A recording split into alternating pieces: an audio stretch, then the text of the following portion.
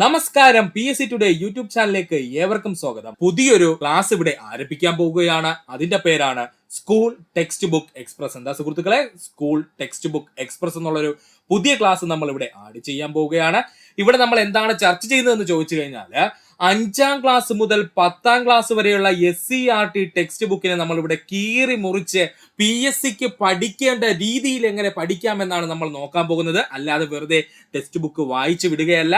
PSCക്ക് ആവശ്യമായിട്ടുള്ള points PSC ചോദിക്കുന്ന രീതിയിൽ നമ്മൾ ഇവിടെ പഠിക്കാൻ പോവുകയാണ്. ഞാൻ പറയാതെ തന്നെ സുഹൃത്തുക്കൾക്കറിയാം PSCയുടെ ഇപ്പോഴത്തെ പരീക്ഷാ രീതിയും അതുപോലെ അതിനകത്ത് നമ്മുടെ SCERT ടെക്സ്റ്റ് ബുക്കിന്റെ ഇമ്പോർട്ടൻസും. സുഹൃത്തുക്കളെ, നമ്മളൊരു SCERT ടെക്സ്റ്റ് ബുക്ക് അല്ലെങ്കിൽ ഏതെങ്കിലും ഒരു ടെക്സ്റ്റ് ബുക്ക് വായിക്കുമ്പോൾ നമുക്ക് ഏറ്റവും കൂടുതൽ ഉണ്ടാകുന്ന ബുദ്ധിമുട്ട് എന്തെന്ന് ചോദിച്ചാൽ, ടെക്സ്റ്റ് ബുക്കുകൾ എപ്പോഴും ഒരു കഥ രൂപത്തിലായിരിക്കും എഴുതി വെച്ചിരിക്കുന്നത്, അല്ലേ? നമുക്ക് വായിക്കുമ്പോൾ എന്താണെന്ന് പോലും ആദ്യം മനസ്സിലാവില്ല. കാരണം അവ കുട്ടികൾക്ക് പഠിക്കുന്നതിന് വേണ്ടിയിട്ടുള്ള രീതിയിലാണ് എഴുതി വെച്ചിരിക്കുന്നത്. അതുകൊണ്ട് തന്നെ അതൊരു കഥാരൂപത്തിലായിരിക്കും മിക്കുള്ള ടെക്സ്റ്റ് പുസ്തകങ്ങളും എഴുതിയിരിക്കുന്നത്. അതുകൊണ്ട് തന്നെ എത്ര വായിച്ചു കഴിഞ്ഞാലും നമുക്ക് അതൊരെപ്പോഴും കൺഫ്യൂഷൻ ആയിരിക്കും. എന്നാൽ ഇനി സുഹൃത്തുക്കൾക്ക് ആ കൺഫ്യൂഷൻ ഉണ്ടാകില്ല. ഒത്തിരി സുഹൃത്തുക്കൾ ടെക്സ്റ്റ് ബുക്കുകൾ വായിക്കാൻ ശ്രമിച്ചു കാണും. ടെക്സ്റ്റ് ബുക്കുകൾ വായിക്കാൻ ശ്രമിക്കുമ്പോൾ സുഹൃത്തുക്കൾക്ക് ഉണ്ടാവുന്ന പ്രശ്നം എന്താണെന്ന് ചോദിച്ചു കഴിഞ്ഞാൽ, ടെക്സ്റ്റ് ബുക്കുകൾ എന്ന് പറഞ്ഞാൽ കുട്ടികൾക്ക് വേണ്ടിയിട്ടുള്ളതാണ്. അതുകൊണ്ട് തന്നെ കഥാരൂപത്തിലായിരിക്കും കൂടുതലായും അതിലുള്ള വിവരങ്ങൾ ഉണ്ടായിരിക്കുന്നത്. എന്നാൽ നമുക്ക് ആവശ്യമായ വിവരങ്ങളെ അതിൽ നിന്നും പിക്ക് ചെയ്ത് മാറ്റുക എന്നുള്ളത് വളരെ ശ്രമകരമായിട്ടുള്ള ഒരു കാര്യമാണ്. സുഹൃത്തുക്കൾ വിഷമിക്കേണ്ട, ആ പ്രശ്നം നമ്മൾ ഇവിടെ സോൾവ് ചെയ്യാൻ പോവുകയാണ്. PSC ഇപ്പോൾ ചോദിക്കുന്ന ട്രെൻഡിങ് ഉള്ള രീതിയിൽ തന്നെയാണ് നമ്മളിവിടെ പഠിക്കാൻ പോകുന്നത്. അതുകൊണ്ട് ഒരു കൺഫ്യൂഷനും വേണ്ട. LGS മുതൽ ഡിഗ്രി വരെയുള്ള ഏതൊരു എക്സാം എടുത്തു കഴിഞ്ഞാലും അതിനകത്ത് ടെക്സ്റ്റ് ബുക്കിൽ നിന്നൊരു ചോദ്യം ഉറപ്പായിട്ടും ഉണ്ടായിരിക്കും. അത്രയും ഇമ്പോർട്ടൻസ് ആണ്. ഒരു പോയിന്റ് കൂടി സുഹൃത്തുക്കൾ ഓർക്കുക, ടെക്സ്റ്റ് ബുക്കിൽ നിന്നൊരു ചോദ്യം ചോദിച്ചു കഴിഞ്ഞാൽ ഒരിക്കലും അത് PSC തെറ്റാണെന്ന് പറഞ്ഞ് ക്വസ്റ്റ്യൻ ക്യാൻസൽ ചെയ്യില്ല. സുഹൃത്തുക്കൾ അത് വ്യക്തമായിട്ട് അറിഞ്ഞിരിക്കണം. യാതൊരു കാരണവശാലും ടെക്സ്റ്റ് ബുക്കിൽ നിന്നൊരു ചോദ്യം ചോദിച്ചിട്ട് അത് ഔട്ട് ഓഫ് സിലബസ് ആണെന്ന് പറഞ്ഞ് നമ്മൾ PSCക്ക് റിപ്പോർട്ട് ചെയ്തു കഴിഞ്ഞാൽ ആ ക്വസ്റ്റ്യൻ ക്യാൻസൽ ആവില്ല. അതിന് കാരണം എന്തെന്ന് ചോദിച്ചാൽ, ഇതേ ടെക്സ്റ്റ് ബുക്ക് പഠിച്ചാണ് നമ്മൾ 10ാം ക്ലാസ് പാസ്സായിരിക്കുന്നത്. അതുകൊണ്ട് ഈ ഭാഗം നമുക്ക് അറിയില്ല എന്ന് ഒരിക്കലും പറയാൻ കഴിയില്ല. അതുകൊണ്ട് സ്കൂൾ ടെക്സ്റ്റ് ബുക്കിന്റെ ഇമ്പോർട്ടൻസ് അത്രയും വലുതാണ് ഇപ്പോഴത്തെ നമ്മുടെ PSC എക്സാമിന്. അതുപോലെ തന്നെ നമ്മുടെ എക്സാമുകൾ എല്ലാം ഇങ്ങ് എത്തിക്കഴിഞ്ഞു. നമുക്ക് ഒട്ടും സമയമില്ല. സുഹൃത്തുക്കൾ മാക്സിമം സമയം പഠിക്കാൻ ശ്രമിക്കുക. നിങ്ങളുടെ എല്ലാ തിരക്കുകളും മാറ്റിവെച്ച് മാക്സിമം സ്റ്റഡീസിലേക്ക് കോൺസെൻട്രേറ്റ് ചെയ്യാനുള്ള സമയം അടുത്തുകൊണ്ടിരിക്കുന്നു.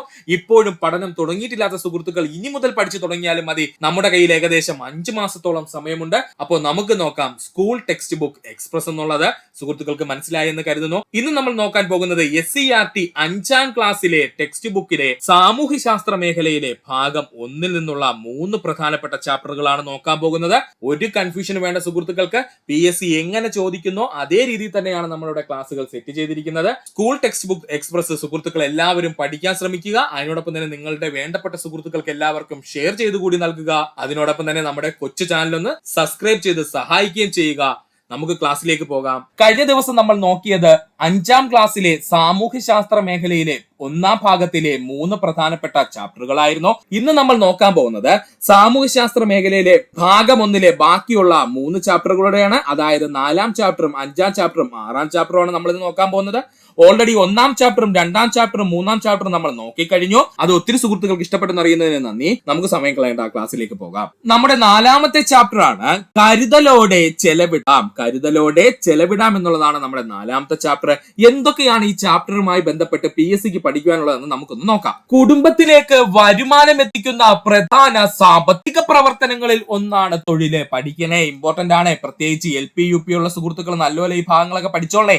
കുടുംബങ്ങളിലേക്ക് വരുമാനം എത്തുന്ന പ്രധാനപ്പെട്ട സാമ്പത്തിക പ്രവർത്തനത്തിൽ ഒന്നാണ് തൊഴിൽ എന്നറിയപ്പെടുന്നത്.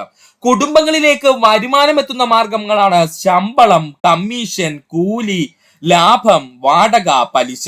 കുടുംബങ്ങളിലേക്ക് വരുമാനം എത്തുന്ന മാർഗങ്ങൾ ചോദിച്ചാല് ശമ്പളം, കമ്മീഷൻ, കൂലി, ലാഭം, വാടക, പലിശ എന്നിവയിലൂടെയാണ്. സുഹൃത്തുക്കളെ, ഇവിടെ ഡയഗ്രം കണ്ടോ നിങ്ങൾ?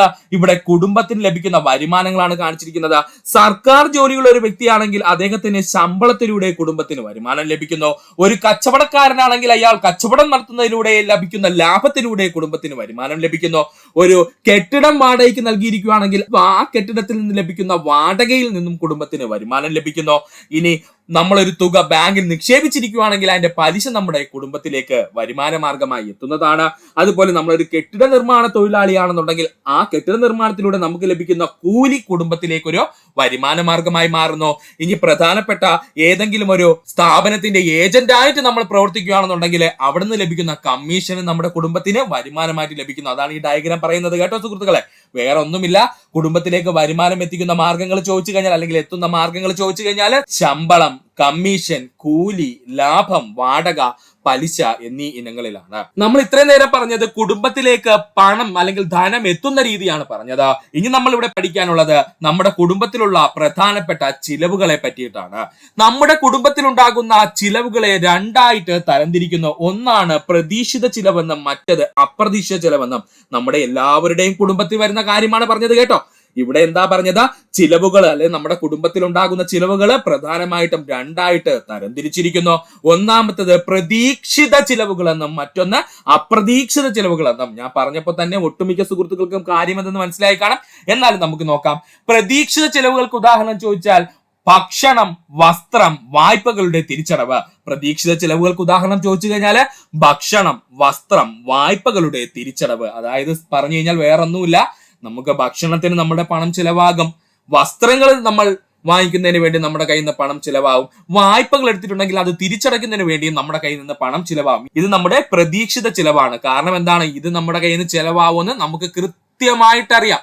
നമുക്ക് പ്രതീക്ഷയുണ്ട് ഈ പണം നമ്മുടെ കയ്യിൽ നിന്ന് ചിലവായിരിക്കും ഈ പറഞ്ഞ 3 കാര്യങ്ങൾക്കും. അല്ലെങ്കിൽ കുട്ടികളുടെ വിദ്യാഭ്യാസം വേണമെങ്കിൽ നമുക്ക് പറയാം ഇതിനൊക്കെ നമ്മുടെ കയ്യിൽ നിന്ന് പണം ചിലവാകുമെന്ന് നമുക്ക് ഉറപ്പുണ്ട്. അതുകൊണ്ട് നമ്മൾ അവനെ വിളിക്കുന്ന പേരാണ് പ്രതീക്ഷിത ചിലവുകൾ.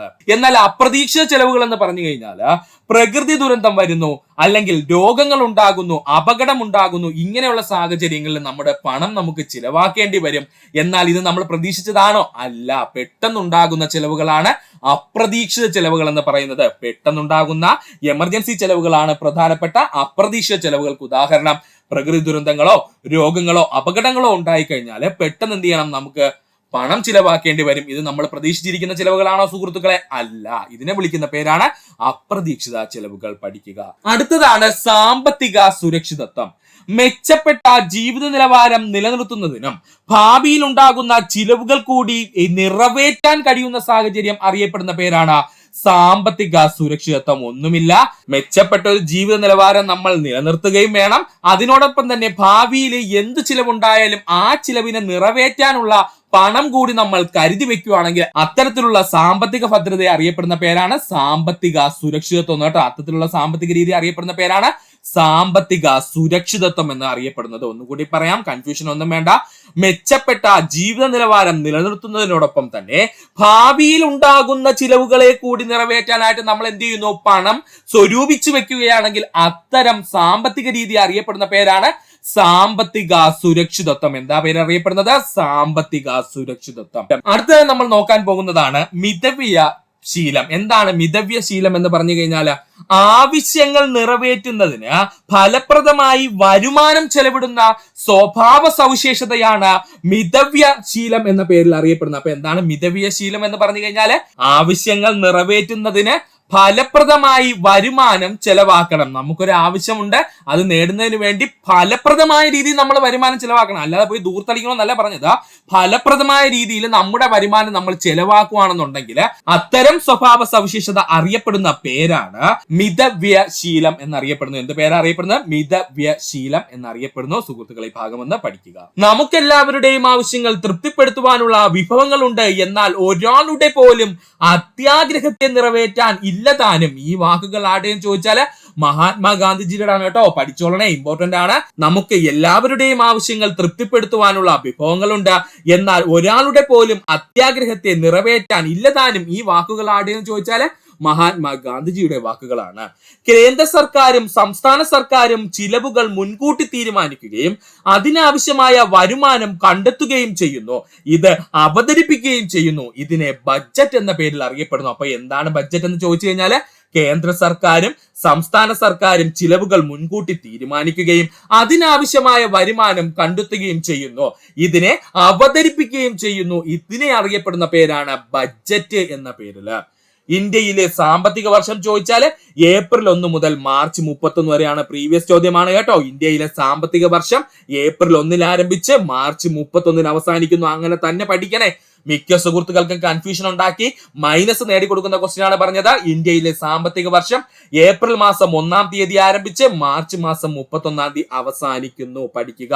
ഒന്നുകൂടി പറയാം സുഹൃത്തുക്കൾ, ശ്രദ്ധിക്കുക. നമുക്ക് എല്ലാവരുടെയും ആവശ്യങ്ങൾ തൃപ്തിപ്പെടുത്തുവാനുള്ള വിഭവങ്ങളുണ്ട്. എന്നാൽ ഒരാളുടെ പോലും അത്യാഗ്രഹത്തെ നിറവേറ്റാൻ ഇല്ലതാനും. ഇതാരുടെ വാക്കുകളെന്ന് ചോദിച്ചാൽ മഹാത്മാഗാന്ധിജിയുടെ വാക്കുകളാണ്. കേന്ദ്ര സർക്കാരും സംസ്ഥാന സർക്കാരും ചിലവുകൾ മുൻകൂട്ടി തീരുമാനിക്കുകയും അതിനാവശ്യമായ വരുമാനം കണ്ടെത്തുകയും ചെയ്യുന്നു. ഇത് അവതരിപ്പിക്കുകയും ചെയ്യുന്നു. ഇതിനെ ബഡ്ജറ്റ് എന്ന പേരിൽ അറിയപ്പെടുന്നു. ഇന്ത്യയിൽ സാമ്പത്തിക വർഷം ചോദിച്ചു കഴിഞ്ഞാൽ അത് ഏപ്രിൽ 1 ആരംഭിച്ച് മാർച്ച് 31 അവസാനിക്കുന്നു. പഠിക്കുക. അടുത്തതാണ് PSC ഒത്തിരി തവണ ചോദിച്ച ചോദ്യങ്ങൾ ഇൻക്ലൂഡ് ആയിട്ടുള്ള പ്രപഞ്ചം എന്ന മഹാത്ഭുതം. 5-ാമത്തെ ചാപ്റ്റർ ആണ് കേട്ടോ. നമ്മുടെ 5-ാമത്തെ ചാപ്റ്റർ എന്താ സുഹൃത്തുക്കളെ? പ്രപഞ്ചം എന്ന മഹാത്ഭുതം. ഒത്തിരി ചോദ്യങ്ങൾ, പ്രത്യേകിച്ച് LDC LGS ലെവലിലുള്ള ചോദ്യങ്ങൾ ഈ ഭാഗത്ത് നിന്ന് ചോദിച്ചിട്ടുണ്ട്. സുഹൃത്തുക്കൾ വളരെ ശ്രദ്ധിച്ചിരിക്കുക. നമുക്ക് സമയം കളയേണ്ട, ക്ലാസ്സിലേക്ക് പോകാം. ആദ്യമായി നമ്മൾ പഠിക്കാൻ പോകുന്നത് സൗരയൂഥത്തെ പറ്റിയിട്ടാണ്. സൂര്യനും സൂര്യനെ വലം വയ്ക്കുന്ന ഗ്രഹങ്ങളും അവയുടെ ഉപഗ്രഹങ്ങളും ക്ഷുദ്രഗ്രഹങ്ങളും വാൽനക്ഷത്രങ്ങളും കുള്ളൻ ഗ്രഹങ്ങൾ എന്നിവ ഉൾപ്പെടുന്നതാണ് നമ്മുടെ സൗരയൂഥം. എന്തൊക്കെയാണ് നമ്മുടെ സൗരയൂഥത്തിലുള്ളത്? സൂര്യനുണ്ട്, സൂര്യനെ വലം വയ്ക്കുന്ന ഗ്രഹങ്ങളുണ്ട്, ഗ്രഹങ്ങളെ വലം വയ്ക്കുന്ന ഉപഗ്രഹങ്ങളുണ്ട്, ക്ഷുദ്രഗ്രഹങ്ങളുണ്ട്, വാൽനക്ഷത്രങ്ങളുണ്ട്, കുള്ളൻ ഗ്രഹങ്ങളുണ്ട്. ഇവരെല്ലാവരും കൂടെ ചേർന്നതാണ് നമ്മുടെ സൗരയൂഥം എന്ന് പറയുന്നത്. സുഹൃത്തുക്കളെ, ചിത്രത്തിലേക്ക് ഒന്ന് ശ്രദ്ധിക്കുക. നമ്മുടെ സൂര്യൻ ഇവിടെയുണ്ട്, അതുപോലെ തന്നെ നമ്മുടെ ഗ്രഹങ്ങളുണ്ട്, ഗ്രഹങ്ങൾക്കെല്ലാം ഉപഗ്രഹങ്ങളുണ്ട്, അതുപോലെ തന്നെ ക്ഷുദ്രഗ്രഹങ്ങളുണ്ട്, അതുപോലെ തന്നെ കുള്ളൻ ഗ്രഹങ്ങളുണ്ട്, വാൽനക്ഷത്രങ്ങളുണ്ട്. ഇവരെല്ലാവരും കൂടെ ചേർന്നതാണ് നമ്മുടെ സൗരയൂഥം എന്ന് പറയുന്നത്. നക്ഷത്രങ്ങൾ സ്വയം കത്തുന്ന ഭീമാകാരമായ ആകാശഗോളങ്ങളെ നക്ഷത്രങ്ങൾ എന്നറിയപ്പെടുന്നു. സ്വയം കത്തുന്ന ഭീമാകാരമായ ആകാശഗോളങ്ങളെയാണ് നക്ഷത്രങ്ങൾ എന്നറിയപ്പെടുന്നത്. നക്ഷത്രങ്ങളിൽ വലിയ അളവിൽ താപവും പ്രകാശവും പുറത്തുവിടുന്നു. നക്ഷത്രങ്ങള് വലിയ അളവിലെ താപവും പ്രകാശവും പുറത്തുവിടുന്നു. സൗരയൂഥത്തിലെ ഏക നക്ഷത്രം എന്ന് ചോദിച്ചു കഴിഞ്ഞാൽ അത് സൂര്യനാണ്. പ്രീവിയസ് ചോദ്യമാണ്. സൗരയൂഥത്തിലെ ഏക നക്ഷത്രം എന്ന് ചോദിച്ചാൽ നമ്മുടെ സൂര്യനാണ്. ഒന്നുകൂടി പറയാം സുഹൃത്തുക്കളെ. നക്ഷത്രങ്ങൾ എന്ന് പറഞ്ഞു കഴിഞ്ഞാൽ സ്വയം കത്തുന്ന ഭീമാകാരമായ ആകാശഗോളങ്ങളെ നക്ഷത്രങ്ങൾ എന്നറിയപ്പെടുന്നു. നക്ഷത്രങ്ങൾ വലിയ അളവിൽ താപവും പ്രകാശവും പുറത്തുവിടുന്നു. സൗരയൂഥത്തിലെ ഏക നക്ഷത്രം എന്ന് ചോദിച്ചാൽ അത് സൂര്യനാണ്. സൗരയൂഥത്തിലെ ഏക നക്ഷത്രം ആരാണ്? സൂര്യനാണ്. പഠിക്കുക. നമുക്കിനി ഗ്രഹങ്ങൾ എന്തെന്ന് നോക്കാം. സ്വയം കറങ്ങുകയും ഒരു നക്ഷത്രത്തിന് ചുറ്റും വലം വെച്ചുകൊണ്ടിരിക്കുന്നതുമായ ആകാശഗോളങ്ങളാണ് ഗ്രഹങ്ങൾ എന്നറിയപ്പെടുന്നത്. കൺഫ്യൂഷൻ ഒന്നും വേണ്ട സുഹൃത്തുക്കളെ. സ്വയം കറങ്ങുകയും ചെയ്യും, അവൻ അതിന്റെ മാതൃ നക്ഷത്രത്തിന് ചുറ്റും എന്ത് ചെയ്യും? വലം വെച്ചുകൊണ്ടിരിക്കും, അല്ലെങ്കിൽ ഒരു നക്ഷത്രത്തിന് ചുറ്റും വലം വെച്ചുകൊണ്ടിരിക്കും. ഇങ്ങനെയുള്ള ആകാശഗോളങ്ങളെയാണ് ഗ്രഹങ്ങൾ എന്ന പേരിൽ അറിയപ്പെടുന്നത്. നക്ഷത്രങ്ങൾക്ക് ചുറ്റുമുള്ള ഗ്രഹത്തിന്റെ സഞ്ചാരപാതയെ ഭ്രമണപഥം എന്ന പേരിൽ അറിയപ്പെടുന്നു. പ്രീവിയസ് ചോദ്യമാണ്. നക്ഷത്രങ്ങൾക്ക് ചുറ്റുമുള്ള ഗ്രഹങ്ങളുടെ സഞ്ചാരപാതയെ ഭ്രമണപഥം എന്ന പേരിൽ അറിയപ്പെടുന്നു. ഉപഗ്രഹങ്ങൾ ഗ്രഹങ്ങളെ വലയം വെക്കുന്ന വലിപ്പം കുറഞ്ഞ ആകാശഗോളങ്ങളെ ഉപഗ്രഹങ്ങൾ എന്ന പേരിൽ അറിയപ്പെടുന്നു. ഗ്രഹങ്ങളെ വലയം വെക്കുന്ന വലിപ്പം കുറഞ്ഞ ആകാശഗോളങ്ങളെ നമ്മൾ വിളിക്കുന്ന പേരാണ് ഉപഗ്രഹങ്ങൾ. ഭൂമിയുടെ ഉപഗ്രഹം ഏതാണ്? ചന്ദ്രനാണ്. സുഹൃത്ത് ചിത്രത്തിൽ കണ്ടല്ലോ, ഭൂമിയുടെ ഉപഗ്രഹം ആരാണ്? ചന്ദ്രനാണ്. നമുക്ക് എല്ലാവർക്കും അറിയാവുന്ന പോയിന്റ് ആണ് കേട്ടോ. അപ്പൊ ഒന്നുകൂടി പറയാം സുഹൃത്തുക്കൾ, ശ്രദ്ധിച്ചിരിക്കുക. സ്വയം കറങ്ങിക്കൊണ്ടിരിക്കുകയും ഒരു നക്ഷത്രത്തിന് ചുറ്റും വലം വെച്ചുകൊണ്ടിരിക്കുകയും ചെയ്യുന്ന ആകാശഗോളമാണെങ്കിൽ അവനെ നമ്മൾ വിളിക്കുന്ന പേരാണ് ഗ്രഹം എന്നുള്ളത്. നക്ഷത്രങ്ങൾക്ക് ചുറ്റുമുള്ള ഗ്രഹത്തിന്റെ സഞ്ചാരപാതയെ ഭ്രമണപഥം എന്ന പേരിൽ അറിയപ്പെടുന്നു. പ്രീവിയസ് ചോദ്യമാണ്. നക്ഷത്രങ്ങൾക്ക് ചുറ്റുമുള്ള ഗ്രഹത്തിന്റെ സഞ്ചാരപാതയെ ഭ്രമണപഥം എന്ന പേരിൽ അറിയപ്പെടുന്നു. ഉപഗ്രഹം എന്തെന്ന് ചോദിച്ചാൽ ഗ്രഹങ്ങളെ വലയം വെച്ചുകൊണ്ടിരിക്കുന്ന വലിപ്പം കുറഞ്ഞ ആകാശഗോളങ്ങളെയാണ് നമ്മൾ ഉപഗ്രഹം എന്ന് പറയുന്നത്. അവൻ നമ്മുടെ നക്ഷത്രത്തിനെ അല്ല വലയം വെക്കുന്നത്. ഏതാണോ ഗ്രഹം ആ ഗ്രഹത്തിനെ ആയിരിക്കും അവൻ എന്ത് ചെയ്യുന്നത്? വലയം വെക്കുന്നത്. ഇതിനെ വിളിക്കപ്പെടുന്ന പേരാണ് ഉപഗ്രഹം എന്ന്. ഭൂമിയുടെ ഉപഗ്രഹം ആരാണ്? ചന്ദ്രനാണ്. സൗരയൂഥത്തിലെ കേന്ദ്രം സൂര്യനാണ് എന്ന് വാദിച്ച പോളണ്ടുകാരനായ വാനശാസ്ത്രജ്ഞനാണ് നിക്കോളാസ് കോപ്പർനിക്കസ്. പ്രീവിയസ് ചോദ്യമാണ്. സൗരയൂഥത്തിന്റെ കേന്ദ്രം സൂര്യനാണ് എന്ന് വാദിച്ച പോളണ്ടുകാരനായ വാനശാസ്ത്രജ്ഞനാരെന്ന് ചോദിച്ചു കഴിഞ്ഞാൽ അത് നിക്കോളാസ് കോപ്പർനിക്കസ് ആണ്. ഒന്നുകൂടി പറയാം സുഹൃത്തുക്കളെ, അത്രയും ഇമ്പോർട്ടൻസ് ഉണ്ട്.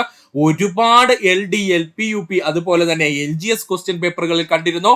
സൗരയൂഥത്തിലെ കേന്ദ്രം സൂര്യനാണ് എന്ന് വാദിച്ച പോളണ്ടുകാരനായിട്ടുള്ള വാനശാസ്ത്രജ്ഞനാരെന്ന് ചോദിച്ചാൽ അത് നിക്കോളാസ് കോപ്പർനിക്കസ് ആണ്. സൗരയൂഥത്തിലെ ഗ്രഹങ്ങളുടെ എണ്ണം ചോദിച്ചാൽ അത് 8 തെറ്റിപ്പോവല്ലേ? സൗരയൂഥത്തിലെ ഗ്രഹങ്ങളുടെ എണ്ണം ചോദിച്ചാൽ അത് 8. എത്ര ഗ്രഹങ്ങളുണ്ട് സുഹൃത്തുക്കളെ? 8 ഗ്രഹങ്ങളുണ്ട്. ആരൊക്കെയാണ് അവൻ? ബുധൻ, ശുക്രൻ, ഭൂമി, ചൊവ്വ, വ്യാഴം, ശനി, യുറാനസ്, നെപ്റ്റ്യൂണ്. ഇതുമായി ബന്ധപ്പെട്ടുള്ള കോഡൊക്കെ നമുക്ക് പഠിക്കാം. ഇപ്പോ സുഹൃത്തുക്കൾ ജസ്റ്റ് സൗരയൂഥത്തിലെ ഗ്രഹങ്ങൾ ചോദിച്ചു കഴിഞ്ഞാൽ ബുധൻ, ശുക്രൻ, ഭൂമി, ചൊവ്വ, വ്യാഴം, ശനി, യുറാനസ്, നെപ്റ്റ്യൂണ് പഠിച്ചു വെക്കുക. ഇനി നമുക്ക് ഗ്രഹങ്ങളെ പറ്റി ജസ്റ്റ് ഒന്ന് നോക്കാം. ഇതല്ല ഗ്രഹങ്ങളെ പറ്റി നമ്മൾ ഇമ്പോർട്ടൻസ് ആയിട്ട് പഠിക്കാനുള്ളത്. ഇതിൽ നിന്ന് കുറച്ചുകൂടി പോയിന്റ്സ് നമ്മൾ പഠിക്കാനുണ്ട്. അത് വ്യക്തമായിട്ട് നമ്മൾ പഠിക്കും. ഇപ്പോൾ ടെക്സ്റ്റ് ബുക്കിൽ ബേസിൽ പറയുന്നത് കൊണ്ട് 5ാം ക്ലാസ്സിലെ കുട്ടികൾക്ക് പഠിക്കുവാനുള്ള ഭാഗത്ത് നിന്ന് പറയുന്നത് കൊണ്ടാണ് ഇങ്ങനെ പറയുന്നത്. അതുകൊണ്ട് നമുക്ക് നോക്കാം. ബുധൻ ഉപഗ്രഹങ്ങളില്ലാത്ത ഗ്രഹമാണെന്ന് ചോദിച്ചാൽ അത് ബുധനും ശുക്രനുമാണ് കേട്ടോ. ഉപഗ്രഹങ്ങളില്ലാത്ത ഗ്രഹം ചോദിച്ചാൽ അത് ബുധനും ശുക്രനുമാണ്. ഗ്രഹങ്ങളിൽ ഏറ്റവും ചെറുതാരെന്ന് ചോദിച്ചാൽ അത് ബുധനാണ്. ഗ്രഹങ്ങളിൽ ഏറ്റവും ചെറുതാരാ സുഹൃത്തുക്കളെ? അത് ബുധനാണ്. ഗ്രഹങ്ങളിൽ ഏറ്റവും ചെറിയവനാരാണ്? അത് ബുധനാണ്. അടുത്തതാണ് ശുക്രൻ. ഏറ്റവും തിളക്കമുള്ള ഗ്രഹം എന്നറിയപ്പെടുന്നത് ശുക്രനാണ്. ഏറ്റവും തിളക്കമുള്ള ഗ്രഹം എന്നറിയപ്പെടുന്നത് ശുക്രനാണ്. ഏറ്റവും ചൂടുള്ള ഗ്രഹം എന്ന് ചോദിച്ചാൽ അത് ശുക്രനാണ്. ഏറ്റവും കൂടുതൽ PSC ഉദ്യോഗാർത്ഥികൾ തെറ്റിക്കുന്ന പോയിന്റ് ആണ് പറഞ്ഞത്. ഏറ്റവും കൂടുതൽ ചൂടുള്ള ഗ്രഹം ചോദിച്ചാൽ അത് ശുക്രനാണ്. ഇങ്ങനെ ഒരു ചോദ്യം ചോദിച്ചിട്ട് ഓപ്ഷനകത്ത് ബുധൻ തന്നിരിക്കും. അത് ഒരിക്കലും നിങ്ങൾ ആൻസർ കൊടുക്കരുത്, തെറ്റാണ്. ഏറ്റവും ചൂടുള്ള ഗ്രഹമാണെന്ന് ചോദിച്ചാൽ അത് ശുക്രനും. സൂര്യനോട് ഏറ്റവും അടുത്ത് നിൽക്കുന്ന ഗ്രഹമാണെന്ന് ചോദിച്ചാൽ അത് ബുധനും ാണ് കേട്ടോ. സൂര്യനോട് ഏറ്റവും അടുത്ത് നിൽക്കുന്ന ഗ്രഹമാരെന്ന് ചോദിച്ചു കഴിഞ്ഞാൽ മാത്രമാണ് അത് ബുധനാകുന്നത്, മറക്കരുത്. ഉപഗ്രഹങ്ങൾ ഇല്ല ശുക്രന് നമ്മൾ ഓൾറെഡി പറഞ്ഞു കഴിഞ്ഞു. ഇനി നമുക്ക് പഠിക്കാനുള്ളത് ഭൂമിയെ പറ്റിയിട്ടാണ്. ബഹിരാകാശത്ത് നിന്ന് നോക്കുമ്പോൾ നീല നിറത്തിൽ കാണപ്പെടുന്ന ഗ്രഹം എന്ന് ചോദിച്ചാൽ അത് ഭൂമിയാണ്. അതുകൊണ്ട് തന്നെ നീലഗ്രഹം എന്നറിയപ്പെടുന്നത് ഭൂമിയാണ്.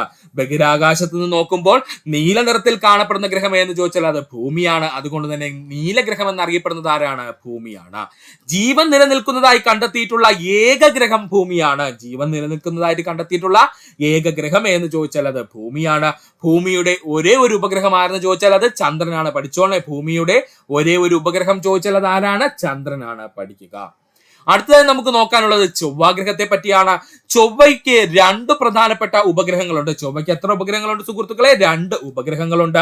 അതുപോലെ തന്നെ പണ്ടു ജലം ഒഴുകിയിരിക്കുന്നതിൻ്റെതായ സൂചനകൾ കണ്ടെത്തിയിട്ടുള്ള ഗ്രഹം ചോദിച്ചാൽ അത് ചൊവ്വയാണ്. പണ്ട് കാലത്ത് ജലം ഒഴുകിയിരുന്നതിന്റെ തെളിവുകൾ കണ്ടെത്തിയിരിക്കുന്ന ഗ്രഹം എന്ന് ചോദിച്ചു കഴിഞ്ഞാൽ അത് ചൊവ്വയാണ്. ഒന്നും കൂടി പറയാൻ സുഹൃത്തുക്കളെ, കൺഫ്യൂഷൻ ഒന്നും വേണ്ട.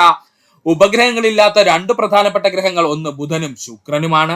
ഏറ്റവും ചെറിയ ഗ്രഹം എന്നറിയപ്പെടുന്നതും സൂര്യനോട് ഏറ്റവും അടുത്തായി കാണപ്പെടുന്ന ഗ്രഹം എന്ന് ചോദിച്ചാലും അത് ബുധനാണ്. ഏറ്റവും തിളക്കമുള്ള ഗ്രഹവും ഏറ്റവും ചൂട് കൂടിയ ഗ്രഹം എന്ന് ചോദിച്ചാൽ അത് ശുക്രനാണ്. അതുപോലെ തന്നെ ബഹിരാകാശത്ത് നിന്ന് നോക്കുമ്പോൾ നീല നിറത്തിൽ കാണപ്പെടുന്ന ഗ്രഹം എന്ന് ചോദിച്ചാൽ അത് ഭൂമിയാണ്. ജീവൻ നിലനിൽക്കുന്നതായി കണ്ടെത്തിയിട്ടുള്ള ഏക ഗ്രഹം ചോദിച്ചാൽ അത് ഭൂമിയാണ്. ഭൂമിയുടെ ഉപഗ്രഹം ചോദിച്ചാൽ നമുക്ക് എല്ലാവർക്കും അറിയാം, ചന്ദ്രനാണ്. 2 ഉപഗ്രഹങ്ങളുള്ള ഗ്രഹമാണെന്ന് ചോദിച്ചാൽ അത് ചൊവ്വയാണ്. പണ്ട് കാലത്ത് ജലം ഒഴുകിയതിന്റെ സൂചനകൾ ലഭിച്ചിട്ടുള്ളത് അല്ലെങ്കിൽ തെളിവുകൾ ലഭിച്ചിട്ടുള്ള ഗ്രഹം എന്ന് ചോദിച്ചാലും അത് നമ്മുടെ ചൊവ്വയാണ്. പഠിക്കുക. അടുത്തതാണ് നമ്മൾ വ്യാഴത്തെ പറ്റി പഠിക്കുവാണ്. ഏറ്റവും വലിയ ഗ്രഹം എന്നറിയപ്പെടുന്നത് വ്യാഴമാണ്. ഏറ്റവും വലിയ ഗ്രഹം എന്നറിയപ്പെടുന്നത് വ്യാഴമാണ്. സൂര്യനെ വലം വെക്കാൻ വ്യാഴം എടുക്കുന്നത് 12 വർഷം. ഇതിനെയാണ് ഒരു വ്യാഴവട്ടം എന്ന പേരിൽ അറിയപ്പെടുന്നത് കേട്ടോ. ഒരു വ്യാഴവട്ടം എന്നറിയപ്പെടുന്നത് 12 വർഷമാണ്. കാരണം നമ്മുടെ വ്യാഴത്തിന് സൂര്യനെ ഒരു തവണ വലം വെക്കാൻ വേണ്ട വർഷം എത്രയാണ്? 12 വർഷമാണ്. ഒരു തവണ വലം വെക്കാൻ 12 വർഷം വേണം. അതുകൊണ്ടാണ് നമ്മൾ ഒരു വ്യാഴവട്ടം എന്നൊക്കെ പറയുന്നത്. എത്രയാണ്? 12 വർഷമാണ്. പഠിക്കുക.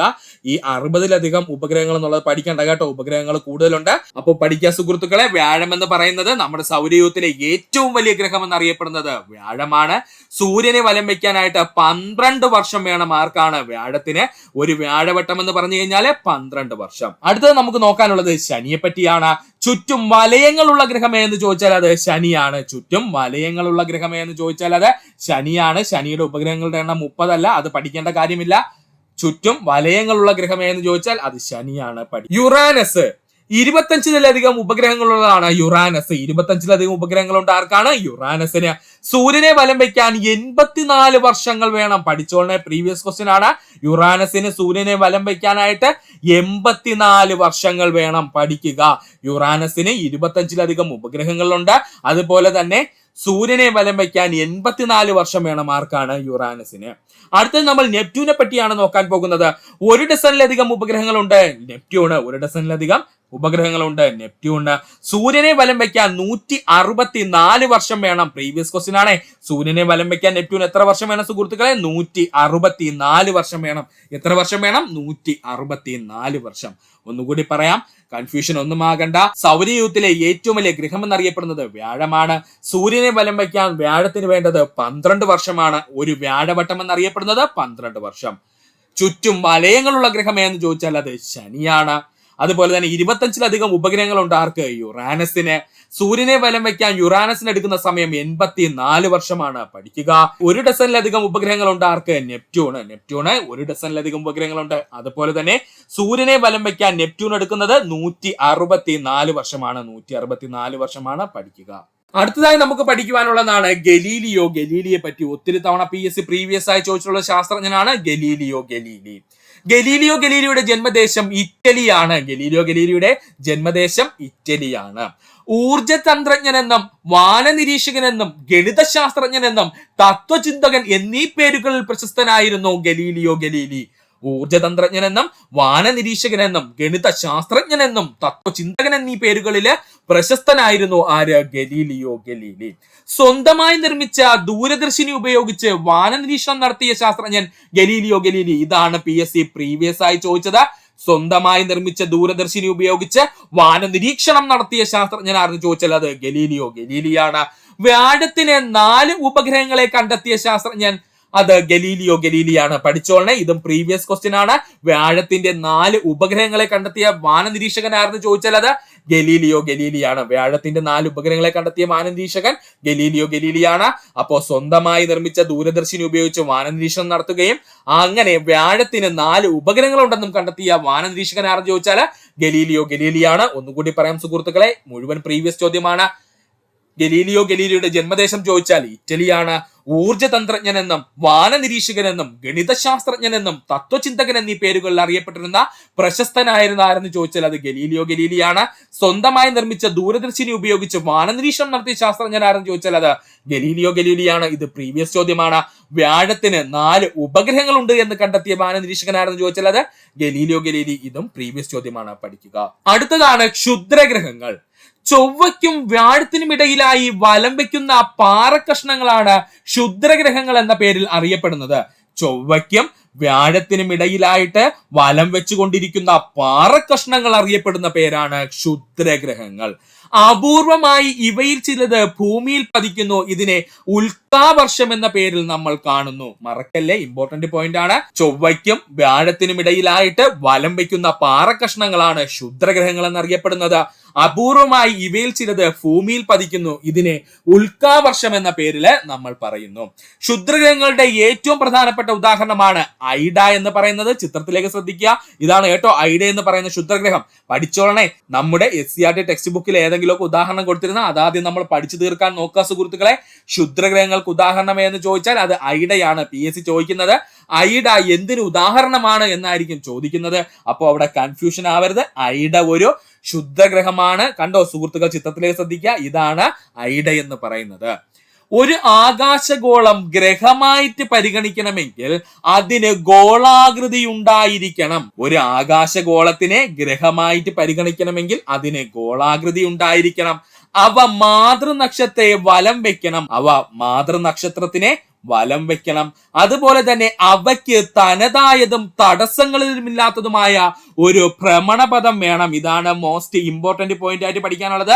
അവയ്ക്ക് തനതായത്, അതായത് സ്വന്തമായിട്ട് ഒരു തടസ്സവുമില്ലാത്ത ഒരു ഭ്രമണപഥവും വേണം. ഇങ്ങനെയുള്ള ഒരു ആകാശഗോളമാണെങ്കിൽ ആ ആകാശഗോളത്തെ നമുക്ക് ഗ്രഹമായിട്ട് പരിഗണിക്കാം. ഒന്നുകൂടി പറയാം, ഒരു ആകാശഗോളം ഗ്രഹമായിട്ട് പരിഗണിക്കണമെങ്കിൽ അതിന് ഗോളാകൃതി ആയിരിക്കണം. അവ മാതൃനക്ഷത്രത്തെ വലം വെക്കണം. അതുപോലെ തന്നെ അവയ്ക്ക് തനതായ, അതായത് സ്വന്തമായി തടസ്സങ്ങൾ ഒന്നുമില്ലാത്ത ഒരു ഭ്രമണപഥവും ഉണ്ടായിരിക്കണം. ഈ 3 കാര്യങ്ങളും ഫോളോ ചെയ്യുന്ന ഒരു ആകാശഗോളം മാത്രമേ നമ്മൾ ഗ്രഹമായിട്ട് പരിഗണിക്കാറുള്ളൂ. പഠിക്കുക. കുള്ളൻ ഗ്രഹങ്ങൾ. സൗരയൂഥത്തിൽ കാണപ്പെടുന്ന ഗോളാകൃതിയിലുള്ള കുഞ്ഞന്മാരാണ് കുള്ളൻ ഗ്രഹങ്ങൾ എന്ന പേരിൽ അറിയപ്പെടുന്നത്. സൗരയൂഥത്തിൽ കാണപ്പെടുന്ന ഗോളാകൃതിയിലുള്ള കുഞ്ഞന്മാരായിട്ടുള്ള ഗ്രഹങ്ങൾ അറിയപ്പെടുന്ന പേരാണ് കുള്ളൻ ഗ്രഹങ്ങൾ എന്ന പേരിൽ, അല്ലെങ്കിൽ അവനെ വിളിക്കുന്ന പേരാണ് ഡോർഫ് പ്ലാനറ്റ് എന്നുള്ളത്. നിലവിൽ സൗരയൂഥത്തിൽ 5 കുള്ളൻ ഗ്രഹങ്ങളുണ്ട്. പഠിച്ചോളനെ, നിലവിൽ സൗരയൂഥത്തിൽ നമ്മളെ 5 കുള്ളൻ ഗ്രഹങ്ങളെ കണ്ടെത്തിയിട്ടുണ്ട്. ബഹിരാകാശ വസ്തുക്കൾക്ക് പേര് നൽകുന്നതുമായി ബന്ധപ്പെട്ടിരിക്കുന്ന സ്ഥാപനമാണ് ഇന്റർനാഷണൽ ആസ്ട്രോണമിക്കൽ യൂണിയൻ, IAU. PSCയുടെ പ്രീവിയസ് ക്വസ്റ്റ്യൻ ആണ് പറഞ്ഞത്.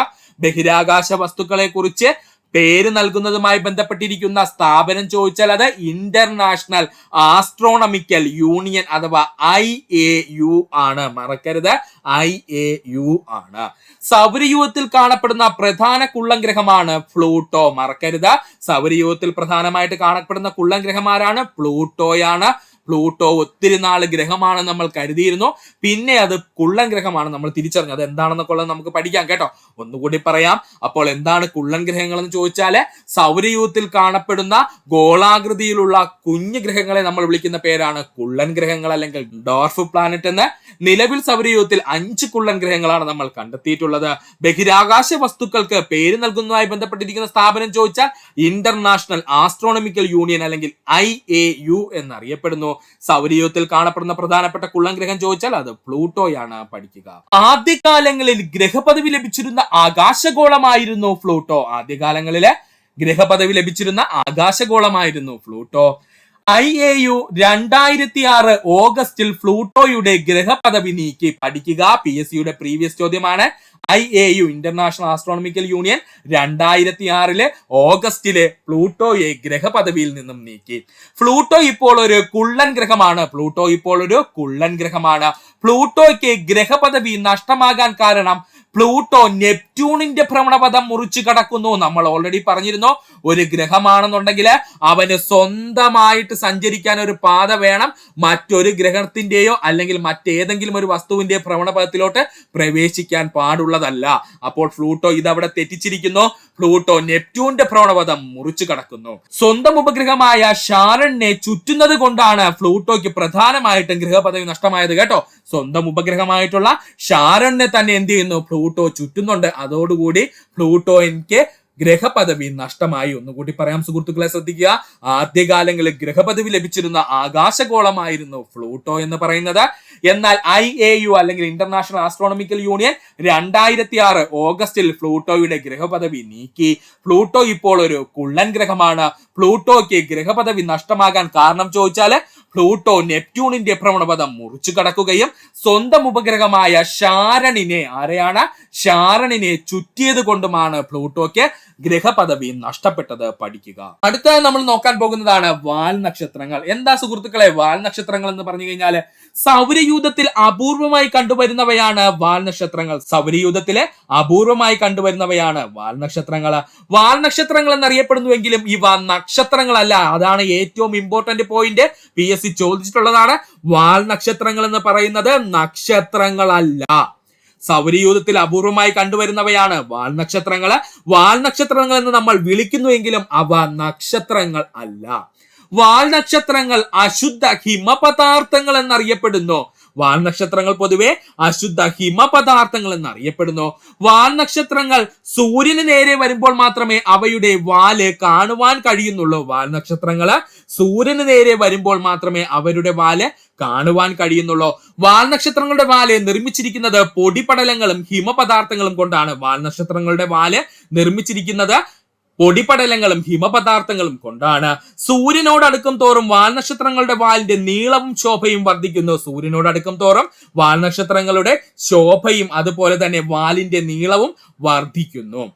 ഐസൺ, ഹാലി എന്നിവ പ്രധാനപ്പെട്ട വാൽ നക്ഷത്രങ്ങൾക്ക് ഉദാഹരണമാണ്. പഠിച്ചോളനെ, ഐസൺ, ഹാലി എന്നിവ പ്രധാനപ്പെട്ട വാൽ നക്ഷത്രങ്ങൾക്ക് ഉദാഹരണമാണ്. സുഹൃത്തുക്കൾ ചിത്രത്തിലേക്ക് ശ്രദ്ധിക്കുക. ഇതാണ് വാൽ നക്ഷത്രം എന്ന് പറയുന്നത്. ഇത് കണ്ടു കഴിഞ്ഞാൽ ഒരു നക്ഷത്രത്തെ പോലെ ഇരിക്കുന്നെങ്കിലും ഇവൻ ഒരു നക്ഷത്രമല്ല. ഇവന്റെ വാൽ എങ്ങനെ നിർമ്മിച്ചിരിക്കുന്നത് ചോദിച്ചാൽ ഹിമപദാർത്ഥം, അതായത് ഐസ് കൊണ്ടും അതിനോടൊപ്പം തന്നെ പൊടിപടലം കൊണ്ടുമാണ് നിർമ്മിച്ചിരിക്കുന്നത്. ഇതിൽ സൂര്യപ്രകാശം വന്ന് തട്ടി പ്രതിഫലിക്കുമ്പോഴാണ് നമ്മൾ ഒരു വാല് രൂപത്തിൽ ഇവനെ കാണുന്നത്. അപ്പോൾ ഇത്രയും ഭാഗം സുഹൃത്തുക്കൾ പഠിക്കുക. ഒന്നുകൂടി പറയാം, സൗരയൂഥത്തിൽ അപൂർവമായി കണ്ടുവരുന്നവയാണ് വാൽ നക്ഷത്രങ്ങൾ. വാൽനക്ഷത്രങ്ങൾ എന്ന് അറിയപ്പെടുന്നുവെങ്കിലും ഇവ നക്ഷത്രങ്ങളല്ല. ഇങ്ങനെ തന്നെ എടുത്ത് പഠിച്ചോളെ, കാരണം PSC പ്രീവിയസ് ആയി ചോദിച്ചതാണ്. വാൽനക്ഷത്രങ്ങൾ എന്ന് പറയുന്നുവെങ്കിലും ഇവ നക്ഷത്രങ്ങളല്ല. വാൽനക്ഷത്രങ്ങൾ അശുദ്ധ ഹിമ പദാർത്ഥങ്ങൾ എന്ന് അറിയപ്പെടുന്നു. വാൽനക്ഷത്രങ്ങൾ സൂര്യന് നേരെ വരുമ്പോൾ മാത്രമേ അവയുടെ വാലുകൾ കാണാൻ കഴിയുള്ളൂ. വാൽനക്ഷത്രങ്ങൾ സൂര്യന് നേരെ വരുമ്പോൾ മാത്രമേ അവരുടെ വാലുകൾ കാണുവാൻ കഴിയുള്ളൂ. വാൽനക്ഷത്രങ്ങളുടെ വാലുകൾ നിർമ്മിച്ചിരിക്കുന്നത് പൊടിപടലങ്ങളും ഹിമപദാർത്ഥങ്ങൾ അല്ലെങ്കിൽ ഐസ് കൊണ്ടുമാണ്. സൂര്യനോട് അടുക്കും തോറും വാൽനക്ഷത്രങ്ങളുടെ വാലിന്റെ നീളം വർദ്ധിക്കുകയും ശോഭ വർദ്ധിക്കുകയും ചെയ്യുന്നു. അത് പഠിച്ചോളണേ. വാൽനക്ഷത്രങ്ങളുടെ വാലിന്റെ നീളം ശോഭയും സൂര്യനോട് അടുത്ത് വരുംതോറും വർദ്ധിക്കുന്നു. ഐസൺ, ഹാലി എന്നിവ പ്രധാനപ്പെട്ട വാൽനക്ഷത്രങ്ങൾക്ക് ഉദാഹരണമാണ്. ഐസൺ, ഹാലി എന്നിവ പ്രധാന വാൽനക്ഷത്രങ്ങൾക്ക് ഉദാഹരണമാണ്. പഠിക്കുക. അടുത്തതായി നമുക്ക് പഠിക്കാനുള്ളതാണ് ഉൽക്കകൾ. ബഹിരാകാശത്ത് നിന്നും ഭൂമിയുടെ അന്തരീക്ഷത്തിലേക്ക് കടക്കുന്ന വലിപ്പത്തിലുള്ള പാറക്കഷ്ണങ്ങളാണ് ഉൽക്കകൾ എന്ന പേരിൽ അറിയപ്പെടുന്നത്. ബഹിരാകാശത്ത് നിന്നും ഭൂമിയുടെ അന്തരീക്ഷത്തിലേക്ക് കടക്കുന്ന വലിപ്പത്തിലുള്ള പാറക്കഷ്ണങ്ങൾ അറിയപ്പെടുന്ന പേരാണ് ഉൽക്കകൾ എന്നുള്ളത്. സുഹൃത്തുക്കൾ ചിത്രത്തിലേക്ക് ശ്രദ്ധിക്കുക. കണ്ടോ, ഇതിനെയാണ് ഉൽക്ക എന്ന് പറയുന്നത് കേട്ടോ. ബഹിരാകാശത്ത് നിന്നും ഭൂമിയുടെ അന്തരീക്ഷത്തിലേക്ക് കടക്കുന്ന വലിപ്പമുള്ള പാറക്കഷ്ണങ്ങളെ നമ്മൾ വിളിക്കുന്ന പേരാണ് ഉൽക്കകൾ. അന്തരീക്ഷത്തിലേക്ക് കടക്കുന്നതോടുകൂടി വായുവുമായി സമ്പർക്കത്തിൽ വരികയും ഇവ കത്തുകയും ചെയ്യുന്നു. പഠിക്കുക. അന്തരീക്ഷത്തിലേക്ക് കടക്കുന്നതോടുകൂടി ഉൽക്കകൾ വായുവുമായി സമ്പർക്കത്തിൽ വരികയും കത്തുകയും ചെയ്യുന്നു. കത്തിത്തീരാതെ ഭൂമിയിലേക്ക് വീഴുന്ന ഉൽക്കകളുടെ അവശിഷ്ടങ്ങളാണ് ഉൽക്കാശിലകൾ എന്ന പേരിൽ അറിയപ്പെടുന്നത്. കത്തിത്തീരാതെ ഭൂമിയിലേക്ക് വീഴുന്ന ഉൽക്കകളുടെ അവശിഷ്ടങ്ങൾ അറിയപ്പെടുന്ന പേരാണ് ഉൽക്കാശിലകൾ എന്ന്. പഠിക്കുക, ഇമ്പോർട്ടന്റ് ആണ്. ഒന്നുകൂടി പറയാം സുഹൃത്തുക്കളെ, സിമ്പിൾ ആണ് കാര്യം. ബഹിരാകാശത്ത് നിന്നും നമ്മുടെ ഭൂമിയുടെ അന്തരീക്ഷത്തിലേക്ക് കടക്കുന്ന വലിപ്പമുള്ള പാറകഷ്ണങ്ങളാണ് ഉൽക്കകൾ എന്ന പേരിൽ അറിയപ്പെടുന്നത്. അന്തരീക്ഷത്തിലേക്ക് കടക്കുന്നതോടുകൂടി ഇവ വായുവുമായി സമ്പർക്കത്തിൽ വരികയും കത്തുകയും ചെയ്യുന്നു. കത്തിത്തീരാതെ ഭൂമിയിലേക്ക് വീഴുന്ന ഉൽക്കകളുടെ അവശിഷ്ടങ്ങളെ നമ്മൾ ഉൽക്കാശിലകൾ എന്ന പേരിൽ അറിയപ്പെടുന്നു. പഠിക്കുക. അടുത്തതായി നമുക്ക് നോക്കാനുള്ളത് ഭൂമിയെ പറ്റിയാണ്. സൗരയൂഥത്തിൽ ഇതുവരെയായും ജീവൻ നിലനിൽക്കുന്നതായി കണ്ടെത്തിയിട്ടുള്ള ഗ്രഹം ഭൂമി മാത്രമാണ്. സൗരയൂഥത്തിൽ ഇതുവരെയായിട്ടും ജീവൻ നിലനിൽക്കുന്നതായി കണ്ടെത്തിയിട്ടുള്ള ഗ്രഹം എന്ന് ചോദിച്ചാൽ അത് ഭൂമിയാണ്. ജലത്തിന്റെ വിസ്തൃതമായ ശേഖരമുള്ള ഏക ഗ്രഹം ഭൂമിയാണ്. പ്രീവിയസ് ക്വസ്റ്റ്യൻ, ജലത്തിന്റെ വിസ്തൃതമായ ശേഖരമുള്ള ഏക ഗ്രഹം എന്ന് ചോദിച്ചാൽ അത് ഭൂമിയാണ്. ഭൂമിയുടെ ഉപരിതലത്തിൽ 2/3 ജലമാണ്. ഭൂമിയുടെ ഉപരിതലത്തിലെ 2/3 എന്താണ്? ജലമാണെന്ന് പഠിക്കുക. ബഹിരാകാശത്ത് നിന്ന് നോക്കുമ്പോൾ ഇളം നീല നിറമുള്ള കാണപ്പെടുന്ന ഗ്രഹം എന്ന് ചോദിച്ചാൽ അത് ഭൂമിയാണ്. ബഹിരാകാശത്ത് നിന്ന് നോക്കുമ്പോൾ ഇളം നീല നിറത്തിൽ കാണപ്പെടുന്ന ഗ്രഹം എന്ന് ചോദിച്ചാൽ അത് ഭൂമിയാണ്. ഒന്നുകൂടി പറയാം സുഹൃത്തുക്കളെ, സൗരയൂഥത്തിൽ ഇതുവരെയായിട്ടും ജീവൻ നിലനിൽക്കുന്നു എന്ന് കണ്ടെത്തിയിട്ടുള്ള ഗ്രഹം ഭൂമിയാണ്. ജലത്തിന്റെ വിസ്തൃതമായ ശേഖരമുള്ള ഏക ഗ്രഹമാണെന്ന് ചോദിച്ചാൽ അത് ഭൂമിയാണ്. ഭൂമിയുടെ ഉപരിതലത്തിലെ 2/3 ജലമാണ്. ബഹിരാകാശത്ത് നിന്ന് നോക്കുമ്പോൾ ഇളം നീല നിറത്തിൽ കാണപ്പെടുന്ന ഗ്രഹം എന്ന് ചോദിച്ചാൽ അത് ഭൂമിയാണ്. പഠിക്കുക. അടുത്തതായി നമ്മൾ നോക്കാൻ പോകുന്നതാണ് ഗാലക്സികൾ. എന്താണ് ഗാലക്സികൾ എന്ന് പറഞ്ഞാല് കോടിക്കണക്കിന് നക്ഷത്രങ്ങൾ അടങ്ങിയ കൂട്ടത്തെ ഗാലക്സികൾ എന്നറിയപ്പെടുന്നു. കോടിക്കണക്കിന് നക്ഷത്രങ്ങൾ അടങ്ങിയ കൂട്ടത്തെ നമ്മൾ എന്തെന്ന് വിളിക്കുന്നു? ഗാലക്സികൾ എന്ന് വിളിക്കുന്നു. കോടിക്കണക്കിന് നക്ഷത്രങ്ങൾ അടങ്ങിയ കൂട്ടത്തെ നമ്മൾ ഗാലക്സി എന്നറിയപ്പെടുന്നു. സൗരയൂഥം സ്ഥിതി ചെയ്യുന്ന ഗാലക്സിയാണ് ക്ഷീരപഥം, അല്ലെങ്കിൽ നമ്മൾ അധിവസിക്കുന്ന ഗാലക്സി എന്ന് ചോദിച്ചാൽ അത് ക്ഷീരപഥം അല്ലെങ്കിൽ മിൽക്കി വേ അല്ലെങ്കിൽ ആകാശഗംഗ എന്നൊക്കെ അറിയപ്പെടും കേട്ടോ. സുഹൃത്തുക്കൾ ചിത്രത്തിലേക്ക് നോക്കുക. ഇതാണ് കേട്ടോ ക്ഷീരപഥം എന്ന് പറയുന്ന, അല്ലെങ്കിൽ നമ്മൾ അവനെ വിളിക്കും മിൽക്കി വേ എന്ന് വിളിക്കും കേട്ടോ. ആകാശഗംഗ എന്ന പേരിൽ അറിയപ്പെടുന്ന ഗാലക്സി എന്ന് ചോദിച്ചു കഴിഞ്ഞാൽ അത് ക്ഷീരപഥമാണ്. ഓൾറെഡി നമ്മൾ പറഞ്ഞു. ആകാശഗംഗ എന്ന പേരിൽ അറിയപ്പെടുന്ന ഗാലക്സി എന്ന് ചോദിച്ചാൽ അത് ക്ഷീരപഥമാണ്. ക്ഷീരപഥത്തിന് ഏകദേശം 10,000 കോടിയിലോളം നക്ഷത്രങ്ങളുണ്ട്. പഠിച്ചോളെ, ക്ഷീരപഥത്തിൽ ഏകദേശം 10,000 കോടിയോളം നക്ഷത്രങ്ങൾ ഉള്ളതായി കണ്ടെത്തിയിട്ടുണ്ട്. ഒന്നുകൂടി പറയാം, കൺഫ്യൂഷൻ ഒന്നും വേണ്ട. കോടിക്കണക്കിന് നക്ഷത്രങ്ങൾ അടങ്ങിയിട്ടുള്ള കൂട്ടത്തെ നമ്മൾ ഗാലക്സി എന്ന പേരിൽ വിളിക്കുന്നു. നാം അധിവസിക്കുന്ന ഗാലക്സി എന്ന് ചോദിച്ചാൽ അത് ക്ഷീരപഥമാണ്. അല്ലെങ്കിൽ സൗരയൂഥം സ്ഥിതി ചെയ്യുന്ന ഗാലക്സി എന്ന് ചോദിച്ചാൽ അത് ക്ഷീരപഥമാണ്. ആകാശഗംഗ എന്ന പേരിൽ അറിയപ്പെടുന്ന ഗാലക്സി എന്ന് ചോദിച്ചാൽ അത് ക്ഷീരപഥമാണ്. ക്ഷീരപഥത്തിൽ ഏകദേശം 10,000 കോടിയോളം നക്ഷത്രങ്ങളുണ്ട്. ക്ഷീരപഥത്തിൽ ഏകദേശം 10,000 കോടിയോളം നക്ഷത്രങ്ങളുണ്ട്. പഠിക്കുക. അടുത്തതായി നമുക്ക് പഠിക്കാനുള്ളതാണ് പ്രപഞ്ചം. കോടിക്കണക്കിന് ഗാലക്സികൾ ഉൾപ്പെടുന്നതാണ് പ്രപഞ്ചം എന്ന് അറിയപ്പെടുന്നത്. അപ്പൊ നമ്മൾ പറഞ്ഞു കോടിക്കണക്കിന് നക്ഷത്രങ്ങൾ ഉണ്ടെങ്കിൽ അത് ഗാലക്സിയാണ്. ഇനി കോടിക്കണക്കിന് ഗാലക്സികൾ ചേർന്നതാണ് നമ്മുടെ പ്രപഞ്ചം എന്ന് പറയുന്നത്. മറക്കല്ലേ, ഇമ്പോർട്ടന്റ് പോയിന്റ് ആണ് പറഞ്ഞത്. എന്താണ് പ്രപഞ്ചം എന്ന് ചോദിച്ചു കഴിഞ്ഞാല് കോടിക്കണക്കിന് ഗാലക്സികൾ ഉൾപ്പെടുന്നതാണ് പ്രപഞ്ചം. ഗാലക്സി എന്തെന്ന് ചോദിച്ചാൽ നമ്മൾ പറഞ്ഞു കോടിക്കണക്കിന് നക്ഷത്രങ്ങൾ ചേരുന്നതാണ് ഗാലക്സി എന്നുള്ളത്. മഹാവിസ്ഫോടന സിദ്ധാന്തം ഇല്ലെങ്കിൽ നമ്മൾ പറയാറുണ്ട് ബിഗ് ബാങ് തിയറി എന്നൊക്കെ പറയുന്നുണ്ട് കേട്ടോ. ബിഗ് ബാങ് തിയറി എന്നൊക്കെ സുഹൃത്തുക്കൾ കേട്ട് കാണാം. അതിനെ നമ്മൾ വിളിക്കുന്ന പേരാണ്, മലയാളത്തിൽ വരുമ്പോൾ വിളിക്കുന്ന പേരാണ് മഹാവിസ്ഫോടന സിദ്ധാന്തം. പഠിക്കണം സുഹൃത്തുക്കളെ, എന്താണ് മഹാവിസ്ഫോടന സിദ്ധാന്തം എന്നുള്ളത്? കോടിക്കണക്കിന് വർഷങ്ങൾക്ക് മുമ്പ് പ്രപഞ്ചം ഒരു ബിന്ദുവായിരുന്നു എന്ന് കണക്കാക്കുന്നു. കോടിക്കണക്കിന് വർഷങ്ങൾക്ക് മുമ്പ് നമ്മുടെ പ്രപഞ്ചം എന്ന് പറയുന്നത് ഒരു ബിന്ദുവായിരുന്നു എന്ന് കണക്കാക്കുന്നു. എന്നാൽ വലിയൊരു പൊട്ടിത്തെറിയിലൂടെ നാം ഇന്ന് കാണുന്ന പ്രപഞ്ചം രൂപപ്പെട്ടുവെന്നും പറയുന്ന സിദ്ധാന്തമാണ് മഹാവിസ്ഫോടന സിദ്ധാന്തം അല്ലെങ്കിൽ ബിഗ് ബാങ് തിയറി എന്ന് പറയുന്നത്. കോടിക്കണക്കിന് വർഷങ്ങൾക്ക് മുമ്പ് പ്രപഞ്ചം ഒരു ബിന്ദുവായിരുന്നു. ഈ ബിന്ദു വലിയൊരു പൊട്ടിത്തെറിയിലൂടെ പോകുകയും അതോടുകൂടി നാം ഇന്ന് കാണുന്ന പ്രപഞ്ചം രൂപപ്പെട്ടതായിട്ടും പറയപ്പെടുന്നു. ഇതിനെ വിളിക്കുന്ന പേരാണ് മഹാവിസ്ഫോടന സിദ്ധാന്തം എന്നുള്ളത്. പഠിക്കുക. അടുത്തതായാണ് നമ്മുടെ 6ാമത്തെ ചാപ്റ്ററിലേക്കാണ് കടക്കാൻ പോകുന്നത്. വൻകരകളും സമുദ്രങ്ങളും. നേരത്തെ പറഞ്ഞ പോലെ തന്നെ ഒരുപാട് പ്രീവിയസ് ചോദ്യങ്ങൾ ഈ ഭാഗത്ത് നിന്ന് ചോദിച്ചിട്ടുണ്ട്. ഇമ്പോർട്ടന്റ് ആയിട്ടുള്ള ടോപ്പിക്കാണ് സുഹൃത്തുക്കൾ, ശ്രദ്ധിച്ചിരിക്കുക. വൻകരകളും സമുദ്രങ്ങളും. സമുദ്രങ്ങളും വൻകരകളും വിശാലമായ ജലഭാഗങ്ങളാണ് സമുദ്രങ്ങൾ എന്ന പേരിൽ അറിയപ്പെടുന്നത്. വിശാലമായ ജലഭാഗങ്ങളാണ് സമുദ്രം എന്ന പേരിൽ അറിയപ്പെടുന്നത്. സമുദ്രങ്ങൾക്കിടയിൽ കാണപ്പെടുന്ന അതിവിശാലമായ കരഭാഗങ്ങളാണ് വൻകരകൾ എന്ന പേരിൽ അറിയപ്പെടുന്നത്. വിശാലമായ ജലഭാഗങ്ങളെ നമ്മൾ സമുദ്രങ്ങൾ എന്ന പേരിൽ അറിയപ്പെടുന്നു. സുഹൃത്തുക്കൾ ചിത്രത്തിൽ ശ്രദ്ധിക്കുക, ഇതാണ് നമ്മൾ സമുദ്രം എന്ന് പറയുന്നത്. അതുപോലെ തന്നെ സമുദ്രങ്ങൾക്കിടയിലായിട്ട് കാണപ്പെടുന്ന അതിവിശാലമായ കരഭാഗങ്ങൾ അറിയപ്പെടുന്ന പേരാണ് എന്തെന്ന്? വൻകരകൾ. കണ്ടോ, ഇതാണ് വൻകരകൾ. സമുദ്രം ദാണ്ടെ സ്ഥിതി ചെയ്യുന്നു. ഇനി പ്രധാനപ്പെട്ട നമ്മുടെ ഭൂമിയിലെ വൻകരകളുടെ എണ്ണം ചോദിച്ചാൽ എത്രയാണ്? 7 നമുക്ക് എത്ര വൻകരകളുണ്ട് സുഹൃത്തുക്കളെ? 7 വൻകരകളുണ്ട്. പഠിക്കണം, PSCയുടെ പ്രീവിയസ് ചോദ്യമാണ്. നമ്മുടെ ഭൂമിയിൽ എത്ര വൻകരകളുണ്ട്? 7 വൻകരകളുണ്ട്. അവ ഏതൊക്കെയാണ്? ഏഷ്യ, ആഫ്രിക്ക, വടക്കേ അമേരിക്ക, തെക്കേ അമേരിക്ക.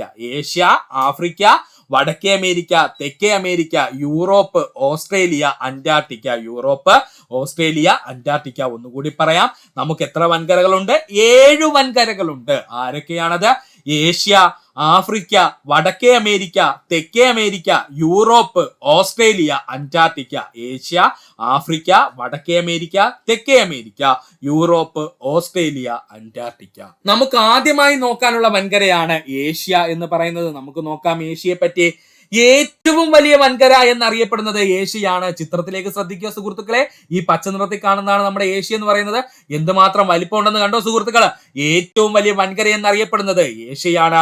ഇന്ത്യൻ മഹാസമുദ്രത്തിന്റെ വടക്കു വശത്തായി സ്ഥിതി ചെയ്യുന്ന വൻകര എന്ന് ചോദിച്ചാൽ അത് ഏഷ്യയാണ്. ദാ ഈ കിടക്കുന്നതാണ് ഇന്ത്യൻ ഓഷൻ എന്ന് പറയുന്നത്, അല്ലെങ്കിൽ ഇന്ത്യൻ മഹാസമുദ്രം എന്നറിയപ്പെടുന്നത്. ഇന്ത്യൻ മഹാസമുദ്രത്തിന്റെ നേരെ നോർത്ത് സൈഡ് അല്ലെ, നോർത്ത് സൈഡ് അല്ലെങ്കിൽ വടക്ക് വശത്തായിട്ട് കാണപ്പെടുന്നതാണ് നമ്മുടെ ഏഷ്യ എന്ന് പറയുന്ന വൻകര. ലോകത്തിലെ ഏറ്റവും കൂടുതൽ ജനങ്ങൾ അധിവസിക്കുന്ന വൻകര എന്ന് ചോദിച്ചാൽ അത് ഏഷ്യയാണ്. ശരിയാണല്ലേ? ലോകത്തിലെ ഏറ്റവും കൂടുതൽ ജനങ്ങൾ അധിവസിക്കുന്ന വൻകര എന്ന് ചോദിച്ചാൽ ഏഷ്യയാണ്. കാരണം ലോകത്തിലെ ഏറ്റവും കൂടുതൽ ജനസംഖ്യയുള്ള ഇന്ത്യയും ലോകത്തിൽ 2ാമത് ഏറ്റവും കൂടുതൽ ജനസംഖ്യയുള്ള ചൈനയും ഒക്കെ ഏഷ്യയുടെ ഭാഗമായതുകൊണ്ട് നമുക്ക് പറയാം ലോകത്തിലെ ഏറ്റവും കൂടുതൽ ജനങ്ങൾ അധിവസിക്കുന്ന വൻകര എന്ന് ചോദിച്ചാൽ, അല്ലെങ്കിൽ ജനസംഖ്യയുള്ള വൻകര എന്ന് ചോദിച്ചാൽ അത് ഏഷ്യയാണ്. ഇന്ത്യ സ്ഥിതി ചെയ്യുന്ന വൻകര ഏഷ്യയാണ്. ദാ കിടക്കുന്നു നമ്മുടെ ഇന്ത്യ. ഇന്ത്യ സ്ഥിതി ചെയ്യുന്ന വൻകര എന്ന് ചോദിച്ചു കഴിഞ്ഞാൽ അത് ഏഷ്യയാണ്. ലോകത്തിൽ ഏറ്റവും ഉയരം കൂടിയ കൊടുമുടിയായ എവറസ്റ്റ് സ്ഥിതി ചെയ്യുന്ന വൻകര എന്ന് ചോദിച്ചു കഴിഞ്ഞാൽ അത് ഏഷ്യയാണ്. ലോകത്തിൽ ഏറ്റവും ഉയരം കൂടിയ കൊടുമുടിയായ എവറസ്റ്റ് സ്ഥിതി ചെയ്യുന്ന വൻകര എന്ന് ചോദിച്ചു കഴിഞ്ഞാൽ അത് ഏഷ്യയാണ്. ജൈവ വൈവിധ്യങ്ങളുടെ കലവറ എന്നറിയപ്പെടുന്ന വൻകര എന്ന് ചോദിച്ചാൽ അത് ഏഷ്യയാണ്. പഠിച്ചു വെച്ചോളെ, ജൈവ വൈവിധ്യങ്ങളുടെ കലവറ എന്നറിയപ്പെടുന്ന വൻകര എന്ന് ചോദിച്ചാൽ അത് ഏഷ്യയാണ്. നെല്ല്, ഗോതമ്പ്, ചോളം എന്നിവയാണ് പ്രധാന കൃഷിവിളകൾ. ഏഷ്യ വൻകരയിൽ കൂടുതലായിട്ട് കൃഷി ചെയ്യുന്ന കാർഷിക വിളകളെ എന്ന് ചോദിച്ചാൽ നെല്ല്, ഗോതമ്പ്, ചോളം എന്നിവയാണ്. ആരൊക്കെയാണ് സുഹൃത്തുക്കളെ? നെല്ല്, ഗോതമ്പ്, ചോളം എന്നിവയാണ്. ലോകത്തിലെ ഏറ്റവും കൂടുതൽ നെല്ല് ഉൽപ്പാദിപ്പിക്കുന്ന വൻകര എന്ന് ചോദിച്ചാൽ അത് ഏഷ്യയാണ്. പ്രീവിയസ് ചോദ്യമാണ്. ലോകത്തിൽ ഏറ്റവും കൂടുതൽ നെല്ല് ഉൽപ്പാദിപ്പിക്കുന്ന വൻകര എന്ന് ചോദിച്ചാൽ അത് ഏഷ്യയാണ്. പഠിക്കുക.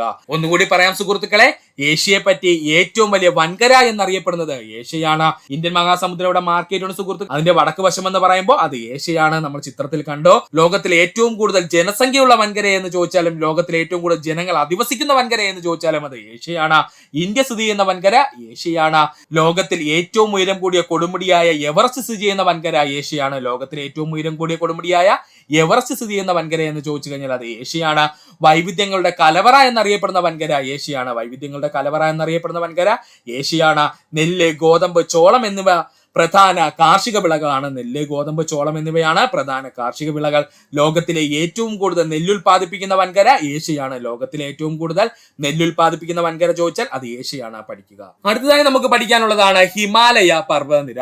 ലോകത്തിലെ ഏറ്റവും വലിയ പർവ്വതനിര ഹിമാലയമാണ്. ലോകത്തിലെ ഏറ്റവും വലിയ പർവ്വതനിര എന്നറിയപ്പെടുന്നത് ഹിമാലയമാണ്. ഏഷ്യൻ വൻകരയ്ക്ക് വടക്കായി സ്ഥിതി ചെയ്യുന്ന പർവ്വതനിര എന്ന് ചോദിച്ചു കഴിഞ്ഞാൽ അത് ഹിമാലയമാണ്. നമ്മുടെ ഇന്ത്യയുടെ വടക്ക് വശം എന്ന് പറഞ്ഞു കഴിഞ്ഞാൽ ഏഷ്യയുടെ വടക്ക് വശമായി സുഹൃത്തുക്കളെ. ഇന്ത്യയുടെ വടക്ക് വശത്ത് കാണപ്പെടുന്ന മലനിരകൾ എന്നറിയപ്പെടുന്നത് ഹിമാലയൻ മലനിരകളാണ്. അതുകൊണ്ട് തന്നെ ഏഷ്യയുടെ വടക്ക് വശത്തായി കാണപ്പെടുന്ന മലനിരകൾ ചോദിച്ചാൽ അത് ഹിമാലയൻ മലനിരകളാണ്. ഇന്ത്യയുടെ സംസ്കാരത്തെയും കാലാവസ്ഥയെയും സ്വാധീനിച്ചിരിക്കുന്ന പർവ്വതനിര ചോദിച്ചാൽ അത് ഹിമാലയമാണ്.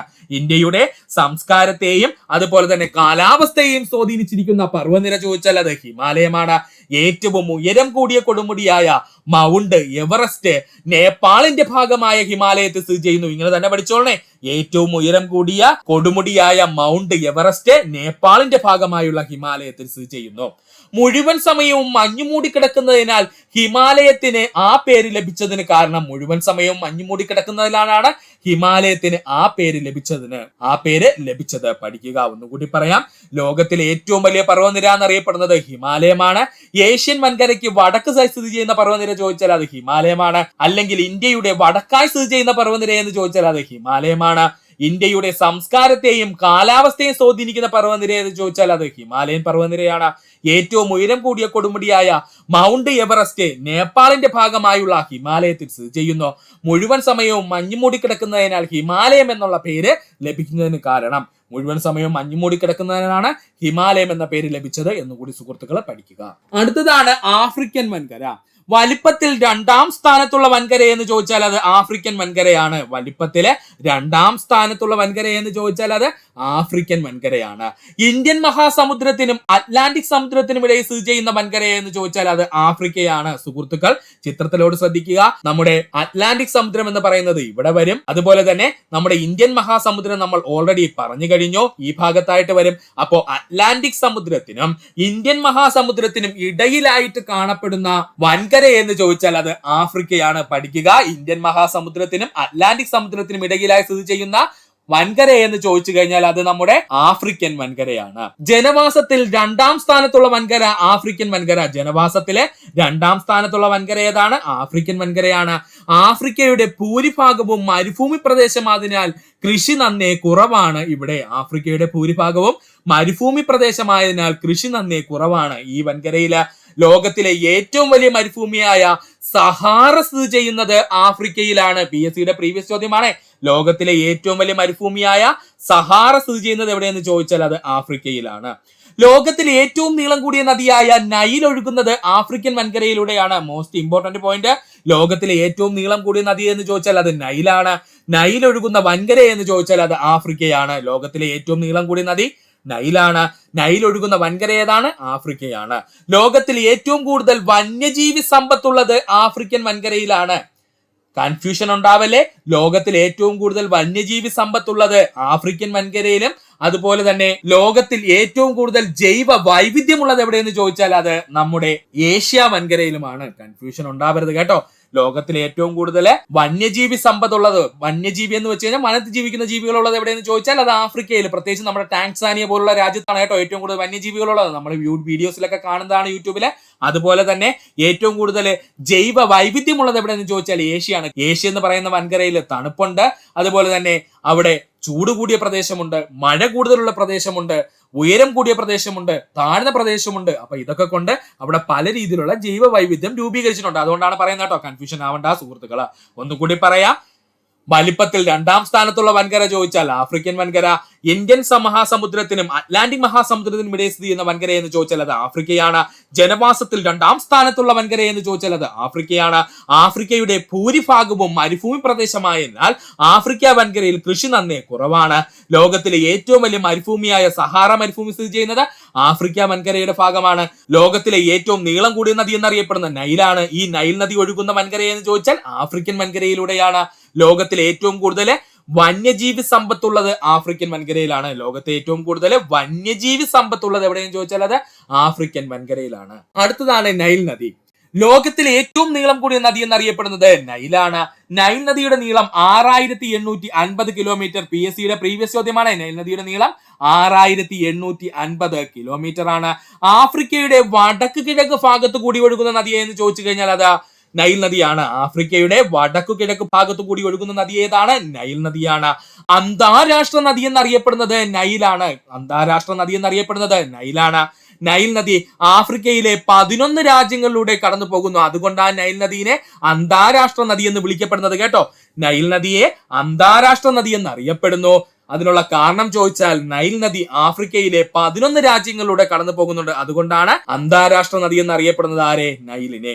ഈജിപ്റ്റ്, സുഡാൻ എന്നീ രാജ്യങ്ങളുടെ ജീവനാഡി എന്നറിയപ്പെടുന്ന നദി നൈലാണ്. ഈജിപ്റ്റ്, സുഡാൻ എന്നീ രാജ്യങ്ങളുടെ ജീവനാഡി എന്നറിയപ്പെടുന്ന നദി എന്ന് ചോദിച്ചാൽ അത് നൈലാണ്. PSC ഒരുപാട് തവണ ഈജിപ്തിന്റെ ജീവനാഡി, ഈജിപ്തിന്റെ ജീവരേഖ എന്നൊക്കെ പറഞ്ഞ് ചോദിച്ചിട്ടുണ്ട്. ആരാണ്? നൈൽ നദിയാണ്. ഒന്നുകൂടി പറയാം, ലോകത്തിലെ ഏറ്റവും നീളം കൂടിയ നദി എന്ന് ചോദിച്ചാൽ അത് നൈലാണ്. നൈൽ നദിയുടെ നീളം 6850 കിലോമീറ്റർ ആണ്. പസഫിക് സമുദ്രത്തിനും അറ്റ്ലാന്റിക് സമുദ്രത്തിനും ഇടയിലായി സ്ഥിതി ചെയ്യുന്നതാണ് നമ്മുടെ വടക്കേ അമേരിക്ക എന്ന് പറയുന്നത്. ഇതാണ് നമ്മുടെ പസഫിക് ഓഷൻ എന്ന് പറയുന്നത്. അതുപോലെ തന്നെ ഇവിടെയാണ് അറ്റ്ലാന്റിക് ഓഷൻ വരുന്നത്. അപ്പോ പസഫിക് ഓഷനും അറ്റ്ലാന്റിക് ഓഷനും ഇടയിൽ കാണപ്പെടുന്നത് ആരെന്ന് ചോദിച്ചു കഴിഞ്ഞാൽ അത് വടക്കേ അമേരിക്കയാണ്. അലാസ്ക പർവ്വതനിര സ്ഥിതി ചെയ്യുന്ന വൻകര എന്ന് ചോദിച്ചാൽ അത് വടക്കേ അമേരിക്കയാണ്. വലിപ്പത്തിൽ 3-ാം സ്ഥാനം വടക്കേ അമേരിക്കയിൽ വലിപ്പത്തിലെ 3-ാം സ്ഥാനമാണ്. വടക്കേ അമേരിക്ക വലിപ്പത്തിലെ 3-ാം സ്ഥാനമാണ്. അലാസ്ക പർവ്വതനിര സ്ഥിതി ചെയ്യുന്ന വൻകര ചോദിച്ചാൽ വടക്കേ അമേരിക്ക. അലാസ്ക പർവ്വതനിര സ്ഥിതി ചെയ്യുന്ന വൻകര വടക്കേ അമേരിക്കയാണ്.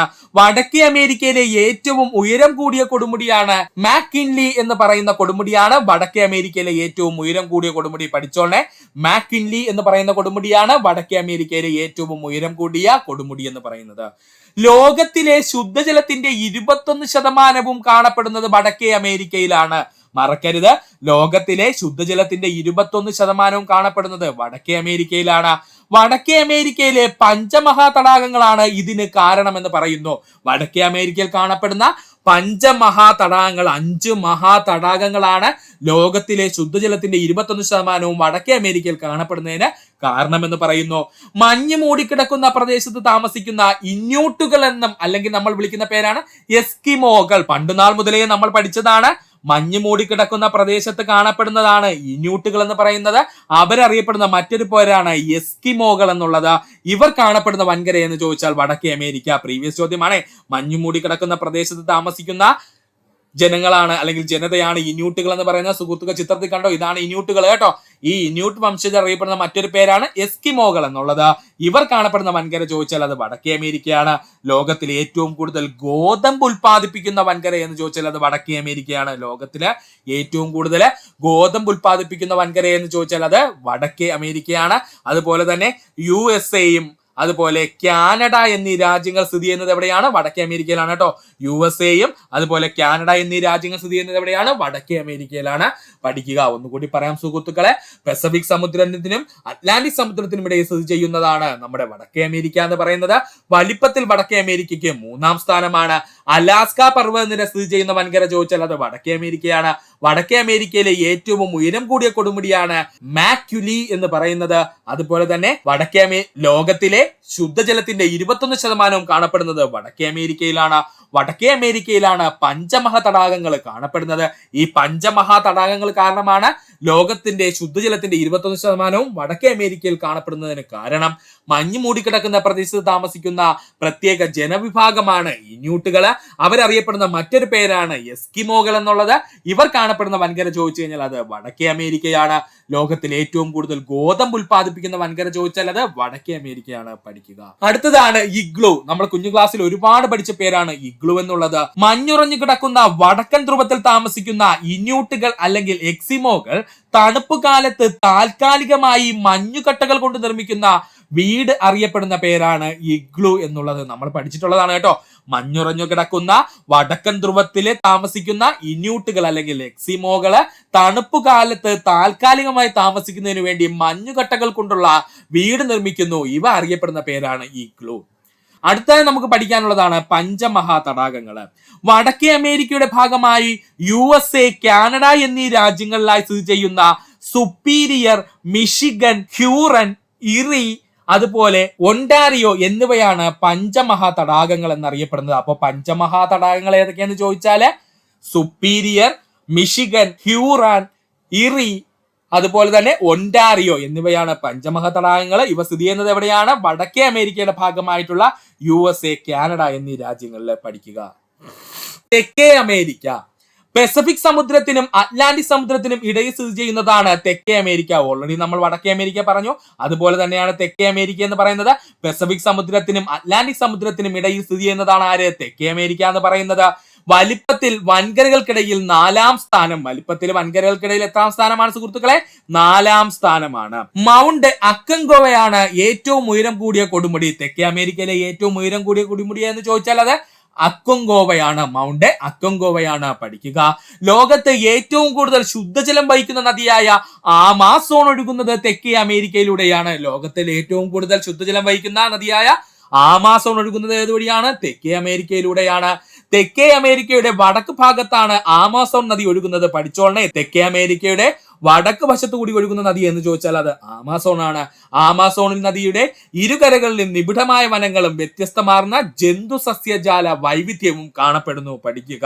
ഒന്നുകൂടി പറയാം സുഹൃത്തുക്കളെ, തെക്കേ അമേരിക്ക എന്ന് പറയുന്നത് പസഫിക് സമുദ്രത്തിനും അറ്റ്ലാന്റിക് സമുദ്രത്തിനും ഇടയിലായി സ്ഥിതി ചെയ്യുന്ന വൻകരയാണ്.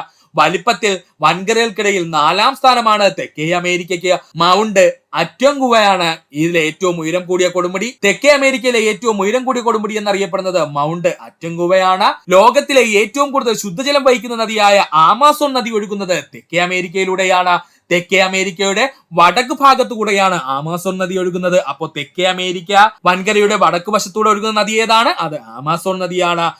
ആമാസോൺ നദിയുടെ ഇരുകരകളിലും നിബിഡമായ വനങ്ങളും വ്യത്യസ്തമാർന്ന ജന്തു സസ്യ വൈവിധ്യവും കാണപ്പെടുന്നു. പഠിക്കുക. ആമാസോൺ നദിയിൽ കാണപ്പെടുന്ന അപകടകരമായ മത്സ്യമാണ് പിരാന. നമ്മൾ ഒരുപാട് കേട്ടിട്ടുള്ള പേരാണ്. ആമാസോൺ നദിയിൽ കാണപ്പെടുന്ന അപകടകരമായ മത്സ്യമാണ് പിരാന. ആമാസോൺ നദിയിൽ കാണുന്ന മത്സ്യങ്ങളെയും നദിയിലേക്ക് ഇറങ്ങുന്ന മറ്റു ജന്തുക്കളെയും ഇവ കൂട്ടത്തോടെ ആക്രമിക്കുന്നു. ആമാസോൺ നദിയിൽ കാണപ്പെടുന്ന മത്സ്യങ്ങളെയും നദിയിലേക്ക് ഇറങ്ങുന്ന മറ്റു ജന്തുക്കളെയും ഇവ കൂട്ടത്തോടെ ആക്രമിക്കുന്നു. മൂർച്ചയേറിയതും ദൃഢവുമായ പല്ലുകളാണ് ഇവയ്ക്ക് ഏറ്റവും വലിയ ആയുധം. മൂർച്ചയേറിയതും ദൃഢവുമായ പല്ലുകളാണ് ഇവയുടെ ഏറ്റവും വലിയ ആയുധം എന്ന് പറയുന്നത്. തെക്കേ അമേരിക്കൻ ഭൂഖണ്ഡ നിവാസികൾ പ്രധാന തൊഴിലാണ് കന്നുകാലി വളർത്തല്. പഠിച്ചോളെ, തെക്കേ അമേരിക്കൻ ഭൂഖണ്ഡ നിവാസികളുടെ പ്രധാന തൊഴിൽ ചോദിച്ചാൽ അത് കന്നുകാലി വളർത്തലാണ്. മരിച്ചീനിയുടെ ജന്മദേശം എന്നറിയപ്പെടുന്നത് തെക്കേ അമേരിക്കയാണ്. മരിച്ചീനിയുടെ ജന്മദേശം എന്നറിയപ്പെടുന്നത് തെക്കേ അമേരിക്കയാണ്. സുഹൃത്തുക്കൾ പഠിക്കുക, ഇമ്പോർട്ടന്റ് ആണ്. ആമാസോൺ നദിയിൽ കാണപ്പെടുന്ന അപകടകാരിയായ മത്സ്യമേ എന്ന് ചോദിച്ചാൽ പിരാനയാണ്. ചിത്രത്തിൽ കണ്ടോ, ഇതാണ് പിരാന എന്ന് പറയുന്നത്. ആമാസോൺ നദിയിൽ കാണുന്ന മത്സ്യങ്ങളെയും നദിയിലേക്ക് ഇറങ്ങുന്ന മറ്റു ജന്തുക്കളെയും ഇവ കൂട്ടത്തോടെ ആക്രമിക്കുന്നു. മൂർച്ചയേറിയതും ദൃഢവുമായ പല്ലുകളാണ് ഇവയുടെ ഏറ്റവും വലിയ ആയുധം. തെക്കേ അമേരിക്കൻ ഭൂഖണ്ഡങ്ങൾ നിവാസികളുടെ പ്രധാനപ്പെട്ട തൊഴിൽ ചോദിച്ചാൽ അത് കന്നുകാലി വളർത്തലാണ്. മരിച്ചീനിയുടെ ജന്മദേശം എന്നറിയപ്പെടുന്നത് തെക്കേ അമേരിക്കയാണ്. മരിച്ചീനിയുടെ ജന്മദേശം എന്നറിയപ്പെടുന്നത് തെക്കേ അമേരിക്കയാണ്. പഠിക്കുക. അടുത്ത വൻകരയിലേക്ക് നമുക്ക് പോവാം. അന്റാർട്ടിക്ക. വലിപ്പത്തിൽ 5ാം സ്ഥാനത്തുള്ള വൻകര എന്ന് ചോദിച്ചാൽ അത് അന്റാർട്ടിക്കയാണ്. വലിപ്പത്തിൽ 5ാം സ്ഥാനത്തുള്ള വൻകര ഏതാണ്? അന്റാർട്ടിക്കയാണ്.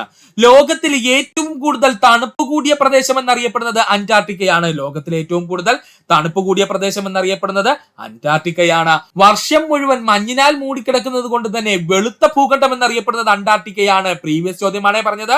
വർഷങ്ങൾ മുഴുവൻ മഞ്ഞിൽ മൂടിക്കിടക്കുന്നത് കൊണ്ട് തന്നെ വെളുത്ത ഭൂഖണ്ഡം എന്നറിയപ്പെടുന്നത് ആരാണ്? അന്റാർട്ടിക്കയാണ്. സ്ഥിരമായി ജനവാസമില്ലാത്ത വൻകര എന്ന് ചോദിച്ചാൽ അത് അന്റാർട്ടിക്കയാണ്. സ്ഥിരമായിട്ട് ജനവാസമില്ലാത്ത വൻകര എന്ന് ചോദിച്ചാൽ അത് അന്റാർട്ടിക്കയാണ്. അളവറ്റ ധാതു നിക്ഷേപം കാണപ്പെടുന്ന വൻകര അന്റാർട്ടിക്കയാണ്. അളവറ്റ ധാതു നിക്ഷേപം കണ്ടെത്തിയിരിക്കുന്ന വൻകര ചോദിച്ചാൽ അത് അന്റാർട്ടിക്കയാണ്.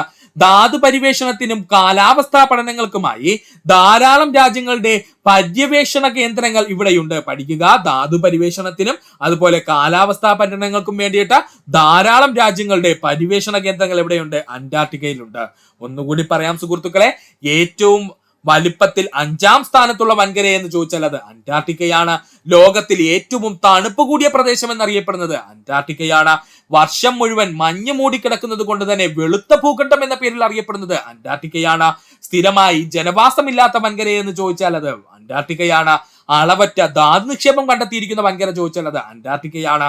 ധാതു പരിവേഷണത്തിനും കാലാവസ്ഥാ പഠനങ്ങൾക്കുമായി ധാരാളം രാജ്യങ്ങളുടെ പരിവേഷണ കേന്ദ്രങ്ങൾ ഇവിടെയുണ്ട്, പഠിക്കുക. അന്റാർട്ടിക്കയിലുള്ള ഇന്ത്യൻ പരിവേഷണ കേന്ദ്രങ്ങളാണ് ദക്ഷിണ ഗംഗോത്രി, മൈത്രി, അതുപോലെ തന്നെ ഭാരതി. മറക്കല്ലേ, അന്റാർട്ടിക്കയിലുള്ള ഇന്ത്യൻ പരിവേഷണ കേന്ദ്രങ്ങളെ എന്ന് ചോദിച്ചു കഴിഞ്ഞാൽ അത് ദക്ഷിണ ഗംഗോത്രി, മൈത്രി, ഭാരതി എന്നിവയാണ്. ഇന്ത്യയുടെ ആദ്യത്തെ അന്റാർട്ടിക്ക പരിവേഷണ കേന്ദ്രമാണ് ദക്ഷിണ ഗംഗോത്രി. ഇന്ത്യയുടെ ആദ്യത്തെ അന്റാർട്ടിക്ക പരിവേഷണ കേന്ദ്രം എന്ന് ചോദിച്ചാൽ അത് ദക്ഷിണ ഗംഗോത്രിയാണ്. ദക്ഷിണ ഗംഗോത്രിയിൽ ഇന്ത്യ തപാൽ ഓഫീസ് തുറന്ന വർഷം 1983. പ്രീവിയസ് ക്വസ്റ്റ്യൻ ആണ്. ദക്ഷിണ ഗംഗോത്രിയിൽ ഇന്ത്യ തപാൽ ഓഫീസ് തുറന്ന വർഷം ചോദിച്ചു കഴിഞ്ഞാൽ അത് 1983. 2000-ഓളം കത്തുകൾ ദക്ഷിണ ഗംഗോത്രി തപാൽ ഓഫീസിൽ നിന്നും അയച്ചതായി കണക്കാക്കുന്നു. 2000-ഓളം കത്തുകൾ ദക്ഷിണ ഗംഗോത്രി തപാൽ ഓഫീസിൽ നിന്ന് അയച്ചതായിട്ട് കണക്കാക്കുന്നു. ഒന്നുകൂടി പറയാം സുഹൃത്തുക്കളെ, അന്റാർട്ടിക്കയിലുള്ള ഇന്ത്യൻ പരിവേഷണ കേന്ദ്രങ്ങൾ ചോദിച്ചാൽ ആദ്യമായി വന്നത് ദക്ഷിണ ഗംഗോത്രി, അതിനുശേഷം മൈത്രി വരുന്നു, അതിനുശേഷം ആര് വരുന്നു? ഭാരതി വരുന്നു. അപ്പോൾ ഇന്ത്യയിലെ ആദ്യത്തെ അന്റാർട്ടിക്ക പരിവേഷണ കേന്ദ്രം എന്ന് ചോദിച്ചാൽ അത് ദക്ഷിണ ഗംഗോത്രിയാണ്. ദക്ഷിണ ഗംഗോത്രിയിൽ ഇന്ത്യ തപാൽ ഓഫീസ് തുറന്ന വർഷം ചോദിച്ചാൽ അത് 1983. 2000-ഓളം കത്തുകൾ ദക്ഷിണ ഗംഗോത്രി തപാൽ ഓഫീസിൽ നിന്നും അയച്ചതായിട്ട് കണക്കാക്കും. അന്റാർട്ടിക്കയിലെ ആദ്യത്തെ പരിവേഷണ കേന്ദ്രം ചോദിച്ചാൽ അത് ദക്ഷിണ ഗംഗോത്രി, രണ്ടാമത്തതാണ് മൈത്രി, മൂന്നാമത്തത് ഭാരതി. ഇങ്ങനെ തന്നെ പഠിച്ചു വെച്ചോളാം. PSC ഇത് പ്രീവിയസ് ക്വസ്റ്റ്യൻ ആയിട്ട് ചോദിച്ചുള്ളതാണ്. അടുത്തതായിട്ട് നമുക്ക് പഠിക്കാനുള്ള വൻകരയാണ് യൂറോപ്പ്. അറ്റ്ലാന്റിക് സമുദ്രത്തിനും ഏഷ്യൻ വൻകരയ്ക്കും ഇടയിലായി സ്ഥിതി ചെയ്യുന്ന വൻകരയെ എന്ന് ചോദിച്ചാൽ അതാണ് യൂറോപ്പ്. കണ്ടോ സുഹൃത്തുക്കളെ, ഈ കാണുന്നതാണ് നമ്മുടെ ഏഷ്യ എന്ന് പറയുന്നത്. അതുപോലെ തന്നെ ഇവിടെയാണ് ആര് വരുന്നത്? അറ്റ്ലാന്റിക് ഓഷൻ വരുന്നത്. അതുകൊണ്ട് തന്നെ ഏഷ്യയ്ക്കും അതുപോലെ തന്നെ അറ്റ്ലാന്റിക് സമുദ്രത്തിനും ഇടയിലായി കാണപ്പെടുന്ന വൻകര എന്ന് ചോദിച്ചാൽ യൂറോപ്പാണ്. വലിപ്പത്തിനിടയിൽ 6-ാം സ്ഥാനം. വലിപ്പത്തിനിടയിൽ വൻകരകൾക്കിടയിൽ 6-ാം സ്ഥാനമാണ് യൂറോപ്പിനുള്ളത്. യൂറോപ്പിനെ ഏഷ്യയിൽ നിന്ന് വേർതിരിക്കുന്ന പർവ്വതനിരയെ എന്ന് ചോദിച്ചാൽ അതാണ് യുറാൽ പർവ്വതനിര. PSCയുടെ പ്രീവിയസ് ചോദ്യമാണ്, പഠിച്ചോളതാ. ഇങ്ങനെയാണ് യുറാൽ പർവ്വതനിര കടന്നു പോകുന്നത്. അപ്പോ യൂറോപ്പിനെ ഏഷ്യയിൽ നിന്ന് വേർതിരിക്കുന്ന പർവ്വതനിര എന്ന് ചോദിച്ചു കഴിഞ്ഞാൽ അത് യുറാൽ പർവ്വതനിരയാണ്. ജനസംഖ്യയിൽ 3-ാം സ്ഥാനത്ത് നിൽക്കുന്ന വൻകര എന്ന് ചോദിച്ചാൽ അത് യൂറോപ്പാണ്. ജനസംഖ്യയിൽ 3-ാം സ്ഥാനത്ത് നിൽക്കുന്ന വൻകര എന്ന് ചോദിച്ചാൽ അത് യൂറോപ്പാണ്. അപ്പൊ ജനസംഖ്യയിൽ 1-ാം സ്ഥാനത്ത് നിൽക്കുന്ന വൻകര ആരെന്ന് ചോദിച്ചാൽ അത് ഏഷ്യയാണ്. ജനസംഖ്യയിൽ 2-ാം സ്ഥാനത്ത് നിൽക്കുന്ന വൻകര എന്ന് ചോദിച്ചു കഴിഞ്ഞാൽ അത് ആഫ്രിക്കയാണ്. ജനസംഖ്യയിൽ 3-ാം സ്ഥാനത്ത് നിൽക്കുന്ന വൻകര എന്ന് ചോദിച്ചാൽ അത് യൂറോപ്പാണ്. യൂറോപ്പിന്റെ തെക്ക് ഭാഗത്ത് മിതമായ ചൂടും തണുപ്പുമാണ് അനുഭവപ്പെടുന്നത്. അതായത് നമ്മുടെ ഏഷ്യയുടെ ഭാഗമായിട്ട് വരുന്ന യൂറോപ്പിന്റെ പ്രദേശങ്ങളിൽ താരതമ്യേന മിതമായ ചൂടും തണുപ്പുമാണ് അനുഭവപ്പെടുന്നത്. യൂറോപ്പിന്റെ വടക്ക് ഭാഗത്ത് അതിശൈത്യ മേഖലയാണ്. അതായത് നമ്മൾ ഈ പറഞ്ഞിരിക്കുന്ന അറ്റ്ലാന്റിക് സമുദ്രത്തിന്റെ ഭാഗമായി വരുന്ന മുകൾ ഭാഗമുണ്ടല്ലോ യൂറോപ്പിനെ മാർക്ക് ചെയ്തിരിക്കുന്നത്, ഈ ഒരു ഭാഗം എന്ന് പറയുന്നത് യൂറോപ്പിന്റെ വടക്ക് ഭാഗമാണ്. ഈ പ്രദേശങ്ങൾ അതിശൈത്യ മേഖലയാണ്. ഒന്നുകൂടി പറയാം സുഹൃത്തുക്കളെ, ശ്രദ്ധിച്ചിരിക്കുക. അറ്റ്ലാന്റിക് സമുദ്രത്തിനും ഏഷ്യ വൻകരയ്ക്കും ഇടയിൽ സ്ഥിതി ചെയ്യുന്നതാണ് യൂറോപ്പ് എന്ന് പറയുന്ന വൻകര. വലിപ്പത്തിന്റെ കാര്യത്തിൽ യൂറോപ്പിന് 6-ാം സ്ഥാനം. വൻകരകൾക്കിടയിലെ വലിപ്പത്തിന്റെ സ്ഥാനത്തിൽ യൂറോപ്പിന് 6-ാം സ്ഥാനം. യൂറോപ്പിനെ ഏഷ്യയിൽ നിന്ന് വേർതിരിക്കുന്ന പർവ്വതനിര എന്ന് ചോദിച്ചാൽ അത് യുറാൽ പർവ്വതനിരയാണ്. യൂറോപ്പിനെ ഏഷ്യയിൽ നിന്ന് വേർതിരിക്കുന്ന പർവ്വതനിര ചോദിച്ചാൽ അത് യുറാൽ പർവ്വതനിരയാണ്. ജനസംഖ്യയിൽ 3-ാം സ്ഥാനത്ത് നിൽക്കുന്ന വൻകര എന്ന് ചോദിച്ചാൽ അത് യൂറോപ്പാണ്. ജനസംഖ്യയിൽ 3-ാം സ്ഥാനത്ത് നിൽക്കുന്ന വൻകര യൂറോപ്പാണ്. യൂറോപ്പിനെ തെക്ക് ഭാഗത്ത് മിതമായ ചൂടും തണുപ്പും അനുഭവപ്പെടുന്നു. യൂറോപ്പിന്റെ തെക്ക് ഭാഗത്ത് മിതമായ ചൂടും തണുപ്പും അനുഭവപ്പെടുന്നു. യൂറോപ്പിന്റെ വടക്ക് ഭാഗം അതിശൈത്യ മേഖലയാണ്. യൂറോപ്പിന്റെ വടക്ക് ഭാഗം അതിശൈത്യ മേഖലയാണ്. പഠിക്കുക. വ്യാവസായികമായി പുരോഗതി നേടിയിരിക്കുന്ന വൻകര യൂറോപ്പാണ്. വ്യാവസായികമായിട്ട് പുരോഗതി നേടിയിരിക്കുന്ന വൻകര എന്ന് ചോദിച്ചാൽ അത് യൂറോപ്പാണ്. പഠിച്ചോളെ, വ്യാവസായികമായിട്ട് പുരോഗതി നേടിയിരിക്കുന്ന വൻകര എന്ന് ചോദിച്ചാൽ അത് യൂറോപ്പാണ്. യൂറോപ്യൻ വൻകരയിലെ ജനതകളുടെ പൊതുതൊഴിൽ മത്സ്യബന്ധനമാണ്. പഠിക്കുക. യൂറോപ്യൻ വൻകരയിലെ ജനതകളുടെ പൊതുതൊഴിൽ എന്താണോ? മത്സ്യബന്ധനമാണ്. യൂറോപ്പിലെ പ്രധാന വിനോദമാണ് സ്കീയിങ്. മറക്കരുത്, യൂറോപ്പിലെ പ്രധാന വിനോദം എന്താണ്? സ്കീയിങ് ആണ്. അതുപോലെ തന്നെ പാതിരാ സൂര്യന്റെ നാട് എന്നറിയപ്പെടുന്ന നോർവേ സ്ഥിതി ചെയ്യുന്നത് എവിടെയെന്ന് ചോദിച്ചു കഴിഞ്ഞാൽ അത് യൂറോപ്പിന്റെ ഭാഗമാണ്. പാതിരാ സൂര്യന്റെ നാട് എന്നറിയപ്പെടുന്ന നോർവേ സ്ഥിതി ചെയ്യുന്നത് എവിടെയെന്ന് ചോദിച്ചാൽ അത് യൂറോപ്പിലാണ്. ആർട്ടിക് വൃത്തത്തിനുള്ളിൽ അല്ലെങ്കിൽ 66.5 വടക്കിനുള്ളിൽ സ്ഥിതി ചെയ്യുന്ന നോർവേ, ഫിൻലാൻഡ് എന്നീ രാജ്യങ്ങളിൽ 6 മാസം പകലും 6 മാസം രാത്രിയുമായിരിക്കും. ഇത് സുഹൃത്തുക്കളൊന്ന് പഠിച്ചു വെക്കുക. ഒന്നുകൂടി പറയാം സുഹൃത്തുക്കളെ, കൺഫ്യൂഷൻ ഒന്നുമില്ല. ആർട്ടിക് വൃത്തത്തിൽ അല്ലെങ്കിൽ 66 വടക്കിനുള്ളിൽ സ്ഥിതി ചെയ്യുന്ന നോർവേ, ഫിൻലാൻഡ് എന്നീ രാജ്യങ്ങളിൽ 6 മാസം പകലും 6 മാസം രാത്രിയുമായിരിക്കും. ഇതൊന്ന് സുഹൃത്തുക്കളെ പഠിച്ചു വെക്കുക. പാതിരാ സൂര്യന്റെ നാട്ടിൽ എന്നുള്ള പുസ്തകം എഴുതിയത് SK പൊറ്റക്കാടാണ്. പ്രീവിയസ് ചോദ്യമാണ്, നമുക്ക് എല്ലാവർക്കും അറിയാവുന്ന പോയിന്റ് ആണ്. പാതിരാ സൂര്യന്റെ നാട്ടിൽ എന്നുള്ള പുസ്തകം എഴുതിയത് SK പൊറ്റക്കാടാണ്. ഒന്നുകൂടി പറയാം, വ്യാവസായികമായി പുരോഗതി പ്രാപിച്ചിരിക്കുന്ന വൻകര എന്ന് ചോദിച്ചാൽ അത് യൂറോപ്പാണ്. യൂറോപ്യൻ വൻകരയിലെ ജനതകളുടെ പൊതുതൊഴിൽ ചോദിച്ചാൽ മത്സ്യബന്ധനമാണ്. യൂറോപ്പിലെ പ്രധാനപ്പെട്ട വിനോദം എന്ന് ചോദിച്ചാൽ അത് സ്കീയിങ് ആണ്. അതായത് നമ്മുടെ ഐസ് സ്കേറ്റിംഗ് എന്ന് പറയില്ല, അത് തന്നെയാണ് സാധനം. അതുപോലെ തന്നെ പാതിരാ സൂര്യന്റെ നാട് എന്നറിയപ്പെടുന്ന നോർവേ എന്ന രാജ്യം സ്ഥിതി ചെയ്യുന്നത് എവിടെയെന്ന് ചോദിച്ചാൽ അത് യൂറോപ്പിലാണ്. അതുപോലെ തന്നെ ആർട്ടിക് വൃത്തത്തിനുള്ളിൽ അല്ലെങ്കിൽ 66 വടക്കിനുള്ളിൽ സ്ഥിതി ചെയ്യുന്ന നോർവേ, ഫിൻലാൻഡ് എന്നീ രാജ്യങ്ങളിൽ 6 മാസം പകലും 6 മാസം രാത്രിയുമായിരിക്കും പഠിക്കുക. പാതിരാ സൂര്യന്റെ നാട്ടിൽ എന്നുള്ള പുസ്തകം എഴുതിയത് SK പൊറ്റക്കാടാണ്. പാതിരാ സൂര്യന്റെ നാട്ടിൽ എന്നുള്ള പുസ്തകം എഴുതിയത് ആരാണ്? SK പൊറ്റക്കാടാണ്. പഠിക്കുക. അടുത്തായി നമുക്ക് പഠിക്കുവാനുള്ളതാണ് ഓസ്ട്രേലിയ. ഏറ്റവും ചെറിയ വൻകര എന്നറിയപ്പെടുന്നത് ഓസ്ട്രേലിയയാണ്. കണ്ടോ, കുട്ടിയാണ് ആള്. ഏറ്റവും ചെറിയ വൻകര എന്നറിയപ്പെടുന്നത് ഓസ്ട്രേലിയയാണ്. ഓഷ്യാനിയ എന്ന പേരിൽ അറിയപ്പെടുന്ന വൻകര ഓസ്ട്രേലിയ. ഓഷ്യാനിയ എന്ന പേരിൽ അറിയപ്പെടുന്ന വൻകര ഓസ്ട്രേലിയയാണ്. പൂർണ്ണമായും ജലത്താൽ ചുറ്റപ്പെട്ട് കിടക്കുന്ന വൻകര എന്ന് ചോദിച്ചു കഴിഞ്ഞാൽ അത് ഓസ്ട്രേലിയയാണ്. പൂർണ്ണമായും ജലത്താൽ ചുറ്റപ്പെട്ട് കിടക്കുന്ന വൻകര എന്ന് ചോദിച്ചു കഴിഞ്ഞാൽ അത് ഓസ്ട്രേലിയയാണ്. അതുപോലെ തന്നെ ഏക വൻകരാ ദ്വീപ് എന്നറിയപ്പെടുന്നത് ഓസ്ട്രേലിയയാണ്. പ്രീവിയസ് ചോദ്യമാണ്. ഏക വൻകരാ ദ്വീപ് എന്നറിയപ്പെടുന്നത് ആരെന്ന് ചോദിച്ചാൽ അത് ഓസ്ട്രേലിയയാണ്. ഓസ്ട്രേലിയയിൽ കൂടുതലായി കാണപ്പെടുന്ന സസ്തനി വിഭാഗം പ്ലാറ്റിപ്പസ് ആണ്. അതുപോലെ തന്നെ കങ്കാരുവും. മറക്കരുത്, ഓസ്ട്രേലിയയിൽ കൂടുതലായി കാണപ്പെടുന്ന സസ്തനി വിഭാഗം പ്ലാറ്റിപ്പസും അതുപോലെ തന്നെ കങ്കാരുവുമാണ്. സഞ്ചിമൃഗം എന്നറിയപ്പെടുന്നത് കങ്കാരുവാണ്. സഞ്ചിമൃഗം എന്നറിയപ്പെടുന്നത് കങ്കാരുവാണ്. ഒന്നുകൂടി പറയാം സുഹൃത്തുക്കളെ, ഏറ്റവും ചെറിയ വൻകര എന്നറിയപ്പെടുന്നത് ഓസ്ട്രേലിയ. ഓഷ്യാനിയ എന്ന പേരിൽ അറിയപ്പെടുന്ന വൻകര ഓസ്ട്രേലിയ. പൂർണ്ണമായും ജലത്താൽ ചുറ്റപ്പെട്ട് കിടക്കുന്ന വൻകര ഓസ്ട്രേലിയ. ഏക വൻകര ദ്വീപ് എന്നറിയപ്പെടുന്നത് ഓസ്ട്രേലിയയാണ്.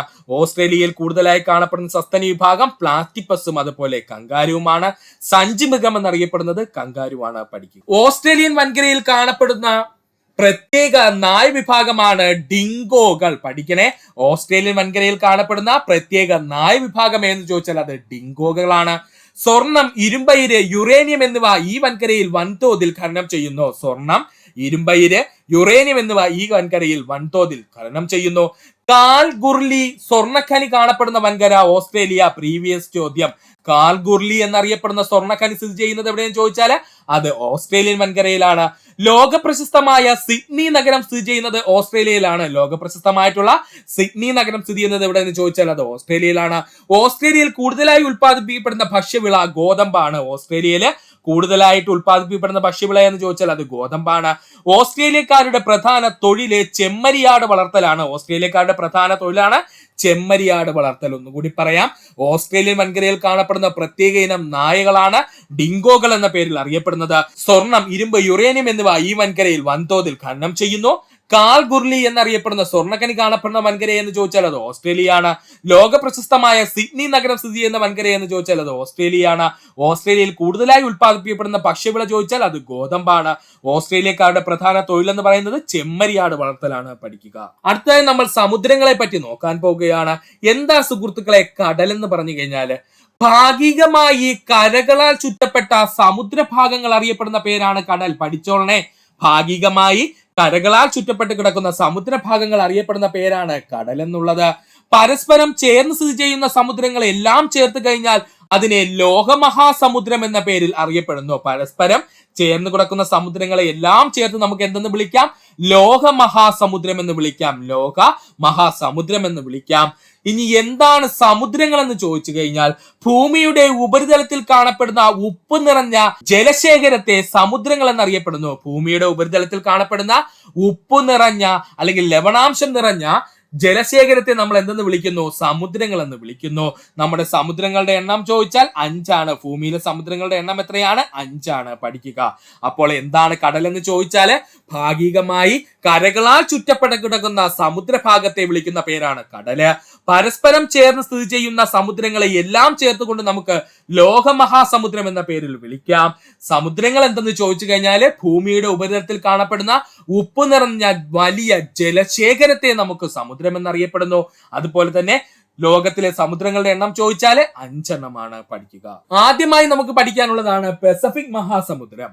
വലിപ്പത്തിൽ 1-ാം സ്ഥാനത്തുള്ള സമുദ്രം എന്ന് ചോദിച്ചാൽ അത് പസഫിക് മഹാസമുദ്രമാണ്. വലിപ്പത്തിൽ 1-ാം സ്ഥാനത്തുള്ള സമുദ്രം ചോദിച്ചു കഴിഞ്ഞാൽ അത് പസഫിക് മഹാസമുദ്രമാണ്. ചിത്രത്തിൽ കണ്ടോ സുഹൃത്തുക്കളെ പസഫിക് മഹാസമുദ്രം എന്തുമാത്രം വലുതാണെന്നുള്ളത്. ഏറ്റവും കൂടുതൽ ദ്വീപുകൾ കാണപ്പെടുന്ന സമുദ്രം എന്ന് ചോദിച്ചാൽ അത് പസഫിക് മഹാസമുദ്രമാണ്. ഏറ്റവും കൂടുതൽ ദ്വീപുകൾ കാണപ്പെടുന്ന സമുദ്രം എന്ന് ചോദിച്ചാൽ അത് പസഫിക് മഹാസമുദ്രമാണ്. ലോകത്തിലെ ഏറ്റവും ആഴം കൂടിയ ഭാഗമായ ചലഞ്ചർ ഗർത്തം കാണപ്പെടുന്നത് പസഫിക് മഹാസമുദ്രത്തിലാണ്. ലോകത്തിലെ ഏറ്റവും ആഴം കൂടിയ ഗർത്തമായിട്ടുള്ള ചലഞ്ചർ ഗർത്തം കാണപ്പെടുന്നത് എവിടെയാണ്? പസഫിക് മഹാസമുദ്രത്തിലാണ്. അതുപോലെ തന്നെ ലോകത്തിന്റെ ധാതു സമ്പത്ത് എന്നറിയപ്പെടുന്ന സമുദ്രം ചോദിച്ചു കഴിഞ്ഞാൽ അത് പസഫിക് മഹാസമുദ്രമാണ്. കാരണം പസഫിക് മഹാസമുദ്രത്തിന്റെ അടിത്തട്ടിൽ ഒരുപാട് ധാതുക്കളുടെ നിക്ഷേപം നമ്മൾ കണ്ടെത്തിയിട്ടുണ്ട് കേട്ടോ. അതുകൊണ്ട് ലോകത്തിന്റെ ധാതു സമ്പത്ത് എന്നറിയപ്പെടുന്ന മഹാസമുദ്രം എന്ന് ചോദിച്ചാൽ അത് നമ്മുടെ പസഫിക് മഹാസമുദ്രം അല്ലെ പസഫിക് സമുദ്രമാണ്. പസഫിക് സമുദ്രവും അതിനോട് ചേർന്ന് വരുന്ന കടലുകളും ഒന്നിച്ചു ചേർത്താല് ഭൂമിയുടെ മൊത്തം വിസ്തൃതിയുടെ 1/3 ഭാഗത്തോളം വരും. അത് മറക്കല്ലേ, പഠിച്ചോളണേ. പസഫിക് സമുദ്രത്തിന്റെ അതുമായി ബന്ധപ്പെട്ട് കിടക്കുന്ന കടലുകളും ചേർത്ത് ഒന്നിച്ചെടുത്തു കഴിഞ്ഞാല് ഭൂമിയുടെ മൊത്തം വിസ്തൃതിയുടെ 1/3 ഭാഗം വരും. അത് പഠിക്കുക. അടുത്തതാണ് അറ്റ്ലാന്റിക് സമുദ്രം. വലിപ്പത്തിൽ 2-ാം സ്ഥാനത്തുള്ള സമുദ്രം എന്ന് ചോദിച്ചാൽ അത് അറ്റ്ലാന്റിക് സമുദ്രമാണ്. കണ്ടോ സുഹൃത്തുക്കളെ, അറ്റ്ലാന്റിക് സമുദ്രം കിടക്കുന്നത് ലോക പ്രശസ്തമായ മത്സ്യബന്ധന കേന്ദ്രമായ ഗ്രാൻഡ് ബാങ്ക്സ് സ്ഥിതി ചെയ്യുന്നത് അറ്റ്ലാന്റിക് സമുദ്രത്തിലാണ്. ലോക പ്രശസ്തമായിട്ടുള്ള മത്സ്യബന്ധന കേന്ദ്രമായ ഗ്രാൻഡ് ബാങ്ക്സ് സ്ഥിതി ചെയ്യുന്നത് എവിടെയാണ്? അറ്റ്ലാന്റിക് സമുദ്രത്തിലാണ്. അറ്റ്ലാന്റിക് സമുദ്രത്തിന്റെ വടക്ക് ഭാഗത്ത് ഏറ്റവും തിരക്കേറിയ സമുദ്രപാതയായി കണക്കാക്കുന്നു. അറ്റ്ലാന്റിക് സമുദ്രത്തിന്റെ വടക്ക് ഭാഗം ഏറ്റവും തിരക്കേറിയ സമുദ്രപാതയായിട്ട് എന്ത് ചെയ്യുന്നു? കണക്കാക്കുന്നു. പഠിക്കുക. ഒന്നുകൂടി പറയാം സുഹൃത്തുക്കളെ, വലിപ്പത്തിൽ 2-ാം സ്ഥാനത്തുള്ള സമുദ്രം എന്ന് ചോദിച്ചാൽ അറ്റ്ലാന്റിക് സമുദ്രം. ലോക പ്രശസ്തമായ മത്സ്യബന്ധന കേന്ദ്രമായ ഗ്രാൻഡ് ബാങ്ക്സ് സ്ഥിതി ചെയ്യുന്നത് അറ്റ്ലാന്റിക് സമുദ്രത്തിന്റെ തീരത്താണ്. അതുപോലെ തന്നെ അറ്റ്ലാന്റിക് സമുദ്രത്തിന്റെ വടക്ക് ഭാഗം ഏറ്റവും തിരക്കേറിയ സമുദ്രപാതയായിട്ട് അറിയപ്പെടുന്നു. പഠിക്കുക. അടുത്തതാണ് നമ്മൾ ഏറ്റവും ഇമ്പോർട്ടന്റ് ആയി പഠിച്ചിരിക്കേണ്ട ഇന്ത്യൻ മഹാസമുദ്രം. ഇന്ത്യൻ മഹാസമുദ്രമാണ്. ചിത്രത്തിലെ സുഹൃത്തുക്കൾ ശ്രദ്ധിക്കുക. ഇതാണ് കേട്ടോ നമ്മുടെ ഇന്ത്യൻ മഹാസമുദ്രം എന്ന് പറയുന്നത്. വലിപ്പത്തിൽ 3-ാം സ്ഥാനത്തുള്ള സമുദ്രം എന്ന് ചോദിച്ചാൽ അത് ഇന്ത്യൻ മഹാസമുദ്രം. വലിപ്പത്തില് 3-ാം സ്ഥാനത്തുള്ള സമുദ്രം എന്ന് ചോദിച്ചാൽ ഇന്ത്യൻ മഹാസമുദ്രമാണ്. ഒരു രാജ്യത്തിന്റെ പേരിൽ അറിയപ്പെടുന്ന ഏക സമുദ്രം ഇന്ത്യൻ മഹാസമുദ്രം. ഒരു രാജ്യത്തിന്റെ പേരിൽ അറിയപ്പെടുന്ന ഏക സമുദ്രം ചോദിച്ചു കഴിഞ്ഞാൽ അത് ഇന്ത്യൻ മഹാസമുദ്രമാണ്. ഇന്ത്യൻ മഹാസമുദ്രത്തിന്റെ ഭാഗമായുള്ള കടലുകളാണ് അറബിക്കടലും ബംഗാൾ ഉൾക്കടലും. കണ്ടോ ഇവിടെ നമ്മുടെ അറബിക്കടലും അതുപോലെ തന്നെ ഇപ്പുറത്താരാണ്? ബംഗാൾ ഉൾക്കടലും സ്ഥിതി ചെയ്യുന്നു. ഡൗട്ടില്ലല്ലോ സുഹൃത്തുക്കളെ. ഇന്ത്യൻ മഹാസമുദ്രത്തിന്റെ ഭാഗമായുള്ള 2 കടലുകൾ എന്ന് ചോദിച്ചാൽ ഒന്ന് അറബിക്കടലും മറ്റൊന്ന് എന്താണ്? ബംഗാൾ ഉൾക്കടലുമാണ്. ഇന്ത്യൻ മഹാസമുദ്രത്തിൽ പവിഴപ്പുറ്റുകളുടെ സാന്നിധ്യം കൂടുതലായി കാണപ്പെടുന്നു. ഇന്ത്യൻ മഹാസമുദ്രത്തില് പവിഴപ്പുറ്റുകളുടെ സാന്നിധ്യം കൂടുതലായിട്ട് എന്ത് ചെയ്യുന്നു? കാണപ്പെടുന്നു. അതുപോലെ തന്നെ എന്താണ് പവിഴപ്പുറ്റുകൾ എന്ന് ചോദിച്ചു കഴിഞ്ഞാൽ ഉഷ്ണമേഖലാ സമുദ്രങ്ങളിൽ കാണപ്പെടുന്ന കോറൽ പോളിപ്പുകൾ എന്ന സമുദ്രജീവിയുടെ മൃതാവശിഷ്ടങ്ങൾ അടിഞ്ഞുകൂടിയാണ് പവിഴപ്പുറ്റുകൾ രൂപപ്പെടുന്നത്. ഉഷ്ണമേഖലാ സമുദ്രങ്ങളിൽ കാണപ്പെടുന്ന കോറൽ പോളിപ്പുകൾ എന്ന സമുദ്രജീവിയുടെ മൃതാവശിഷ്ടങ്ങൾ അടിഞ്ഞുകൂടി രൂപപ്പെടുന്നവയാണ് പവിഴപ്പുറ്റുകൾ എന്ന് അറിയപ്പെടുന്നത്. അറബിക്കടലിന്റെ ഭാഗമായുള്ള ലക്ഷദ്വീപ് ഒരു പവിഴദ്വീപാണ്. അറബിക്കടലിന്റെ ഭാഗമായുള്ള ലക്ഷദ്വീപിലെ പല ദ്വീപുകളും പവിഴദ്വീപുകൾക്ക് ഉദാഹരണമാണ്. ഒന്നുകൂടി പറയാം സുഹൃത്തുക്കളെ, വലിപ്പത്തിൽ 3-ാം സ്ഥാനത്തുള്ള സമുദ്രം എന്ന് ചോദിച്ചാൽ അത് ഇന്ത്യൻ മഹാസമുദ്രമാണ്. ഒരു രാജ്യത്തിന്റെ പേരിൽ അറിയപ്പെടുന്ന ഏക സമുദ്രം ചോദിച്ചാൽ ഇന്ത്യൻ മഹാസമുദ്രം. ഇന്ത്യൻ മഹാസമുദ്രത്തിന്റെ ഭാഗമായുള്ള കടലുകൾ ചോദിച്ചു കഴിഞ്ഞാൽ ഒന്ന് അറബിക്കടലും അതുപോലെ തന്നെ മറ്റൊന്ന് ബംഗാൾ ഉൾക്കടലുമാണ്. ഇന്ത്യൻ മഹാസമുദ്രത്തിലെ പവിഴപ്പുറ്റുകളുടെ സാന്നിധ്യം കൂടുതലായി കാണപ്പെടുന്നുണ്ട്. എന്താണ് പവിഴപ്പുറ്റുകൾ എന്ന് ചോദിച്ചാൽ ഉഷ്ണമേഖലാ സമുദ്രത്തിൽ കാണപ്പെടുന്ന കോറൽ പോളിപ്പുകൾ എന്ന സമുദ്രജീവിയുടെ മൃതാവശിഷ്ടങ്ങൾ അടിഞ്ഞുകൂടിയാണ് പവിഴപ്പുറ്റുകൾ രൂപപ്പെടുന്നത്. അറബിക്കടലിന്റെ ഭാഗമായുള്ള ലക്ഷദ്വീപ് ഒരു പവിഴദ്വീപാണ്. ഇത്രയും സുഹൃത്തുക്കളെ ഇമ്പോർട്ടൻസ് കൊടുത്ത് പഠിക്കുക. അടുത്തതാണ് അന്റാർട്ടിക് സമുദ്രം. അന്റാർട്ടിക്കയുടെ ഭാഗമായുള്ള സമുദ്രമാണ് അന്റാർട്ടിക് സമുദ്രം എന്നറിയപ്പെടുന്നത്. അന്റാർട്ടിക്ക ഭൂഖണ്ഡത്തിന്റെ ഭാഗമായുള്ള സമുദ്രമാണ് അന്റാർട്ടിക് സമുദ്രം എന്നറിയപ്പെടുന്നത്. വളരെ തണുപ്പ് കൂടിയ പ്രദേശമായതിനാൽ ഈ സമുദ്രത്തിന്റെ ഉപരിതലം പൂർണ്ണമായും ഐസിനാൽ മൂടപ്പെട്ടിരിക്കുന്നു. വളരെ തണുപ്പ് കൂടിയ പ്രദേശമായതിനാൽ തന്നെ ഈ സമുദ്രത്തിന്റെ ഉപരിതലം പൂർണ്ണമായും ഐസിനാൽ മൂടപ്പെട്ടിരിക്കുന്നു. അന്റാർട്ടിക്ക സമുദ്രത്തിന്റെ അടിത്തട്ടിൽ ധാരാളം ധാതു നിക്ഷേപങ്ങൾ കണ്ടെത്തിയിട്ടുണ്ട്. പക്ഷെ നമ്മുടെ പസഫിക് മഹാസമുദ്രത്തിന്റെ അത്രയും ഇല്ല എങ്കിലും അന്റാർട്ടിക് സമുദ്രത്തിന്റെ അടിത്തട്ടിലും ധാരാളം ധാതുക്കളുടെ നിക്ഷേപം നമ്മൾ കണ്ടെത്തിയിട്ടുണ്ട്. ധാരാളം മത്സ്യസമ്പത്തുകൾ കാണപ്പെടുന്നത് എന്ന് ചോദിച്ചാൽ അത് അന്റാർട്ടിക് സമുദ്രമാണ്. ധാരാളം മത്സ്യസമ്പത്തുകൾ കാണപ്പെടുന്ന സമുദ്രം എന്ന് ചോദിച്ചാൽ അത് അന്റാർട്ടിക് സമുദ്രമാണ്. ഒന്നുകൂടി പറയാം, അന്റാർട്ടിക്കയുടെ ഭാഗമായുള്ള സമുദ്രം എന്ന് ചോദിച്ചാൽ അത് അന്റാർട്ടിക് സമുദ്രം. വളരെ തണുപ്പ് കൂടിയ പ്രദേശമായതിനാൽ ഈ സമുദ്രത്തിന്റെ ഉപരിതലം പൂർണ്ണമായും ഐസിനാൽ മൂടപ്പെട്ടിരിക്കുന്നു. അന്റാർട്ടിക്ക സമുദ്രത്തിന്റെ അടിത്തട്ടിൽ ധാരാളം ധാതു നിക്ഷേപങ്ങൾ നമ്മൾ കണ്ടെത്തിയിട്ടുണ്ട്. ധാരാളം മത്സ്യസമ്പത്തുകളാണ് ഈ സമുദ്രത്തിന്റെ മറ്റൊരു പ്രത്യേകത. പഠിക്കുക. അടുത്തത് അഞ്ചാമത്തതും അവസാനതുമായിട്ടുള്ളതാണ് ആർട്ടിക് സമുദ്രം. ഉത്തരധ്രുവത്തിൽ ചുറ്റിക്കിടക്കുന്ന സമുദ്രമാണ് ആർട്ടിക് സമുദ്രം. ഉത്തരധ്രുവത്തെ ചുറ്റിക്കിടക്കുന്ന സമുദ്രമാണ് ആർട്ടിക് സമുദ്രം എന്ന പേരിൽ അറിയപ്പെടുന്നത്. വർഷത്തിൽ 6 മാസത്തിലധികം ഈ സമുദ്രം മഞ്ഞിനാൽ മൂടിക്കിടക്കുന്നു. പഠിച്ചോളണം, ഇമ്പോർട്ടന്റ് പോയിന്റ് ആണ്. വർഷത്തിൽ 6 മാസത്തിലധികം ഈ സമുദ്രം മഞ്ഞിനാൽ മൂടിക്കിടക്കുന്നു. അപ്പോൾ എന്താണ് ആർട്ടിക് സമുദ്രം എന്ന് ചോദിച്ചാൽ ഉത്തരധ്രുവത്തിനെ ചുറ്റിക്കിടക്കുന്ന സമുദ്രമാണ് ആർട്ടിക് സമുദ്രം. വർഷത്തിൽ 6 മാസത്തിലധികം ഈ സമുദ്രം എന്ത് ചെയ്യുന്നു? മഞ്ഞിനാൽ മൂടിക്കിടക്കുന്നു. ഇത്രയും ഭാഗം സുഹൃത്തുക്കളെ വ്യക്തമായിട്ട് പഠിക്കുക. ഇത്രയുമായിരുന്നു നമ്മൾ ഇന്നത്തെ ക്ലാസ്സിൽ ചർച്ച ചെയ്തത്. വളരെ ലെങ്തി ആയിട്ടുള്ള ഒരു ക്ലാസ് ആയിരുന്നു ഇത്. നമ്മൾ വ്യക്തമായിട്ട് ഈ ഭാഗത്ത് നിന്ന് പഠിക്കണം. ഇവിടെ നിന്ന് ഒരുപാട് പ്രീവിയസ് ചോദ്യങ്ങൾ PSC ചോദിച്ചിട്ടുണ്ട്. അതുകൊണ്ട് ടെക്സ്റ്റ് ബുക്കുകൾ വ്യക്തമായിട്ട് സുഹൃത്തുക്കൾ പഠിക്കാൻ ശ്രമിക്കുക. ഇത്രയും നേരം ഈ വീഡിയോ കണ്ട സുഹൃത്തുക്കളെല്ലാവർക്കും നന്ദി, നമസ്കാരം. ഈ വീഡിയോ നിങ്ങൾക്ക് ഇഷ്ടമായെങ്കിൽ നിങ്ങളുടെ സുഹൃത്തുക്കൾ കൂടി ഒന്ന് ഷെയർ ചെയ്ത് കൊടുക്കാനോടൊപ്പം നമ്മുടെ ചാനൽ സബ്സ്ക്രൈബ് ചെയ്ത് സഹായിക്കുക. സബ്സ്ക്രൈബ് ബട്ടണോടുള്ള ചേർന്നുള്ള ബെൽ ബട്ടൺ അമർത്തി കഴിഞ്ഞാൽ നമ്മൾ അപ്ലോഡ് ചെയ്യുന്ന വീഡിയോകൾ അപ്പോൾ തന്നെ നിങ്ങൾ എത്തുന്നതാണ്. സുഹൃത്തുക്കളെല്ലാവർക്കും നന്ദി, നമസ്കാരം. നല്ലൊരു ദിവസം നേരുന്നു. ഈ ചാനലിന്റെ വളർച്ച എന്ന് പറയുന്ന സുഹൃത്തുക്കളെ നിങ്ങളുടെ സബ്സ്ക്രിപ്ഷനും അതിനോടൊപ്പം തന്നെ നിങ്ങളുടെ സപ്പോർട്ടുമാണ്. ഒത്തിരി സുഹൃത്തുക്കൾ ഇപ്പോഴും സബ്സ്ക്രൈബ് ചെയ്യാതെ കാണുന്നുണ്ട്. ദയവ് ചെയ്ത് സബ്സ്ക്രൈബ് ചെയ്ത് ഈ ചാനൽ ഒന്ന് സപ്പോർട്ട് ചെയ്യുക, സഹായിക്കുക.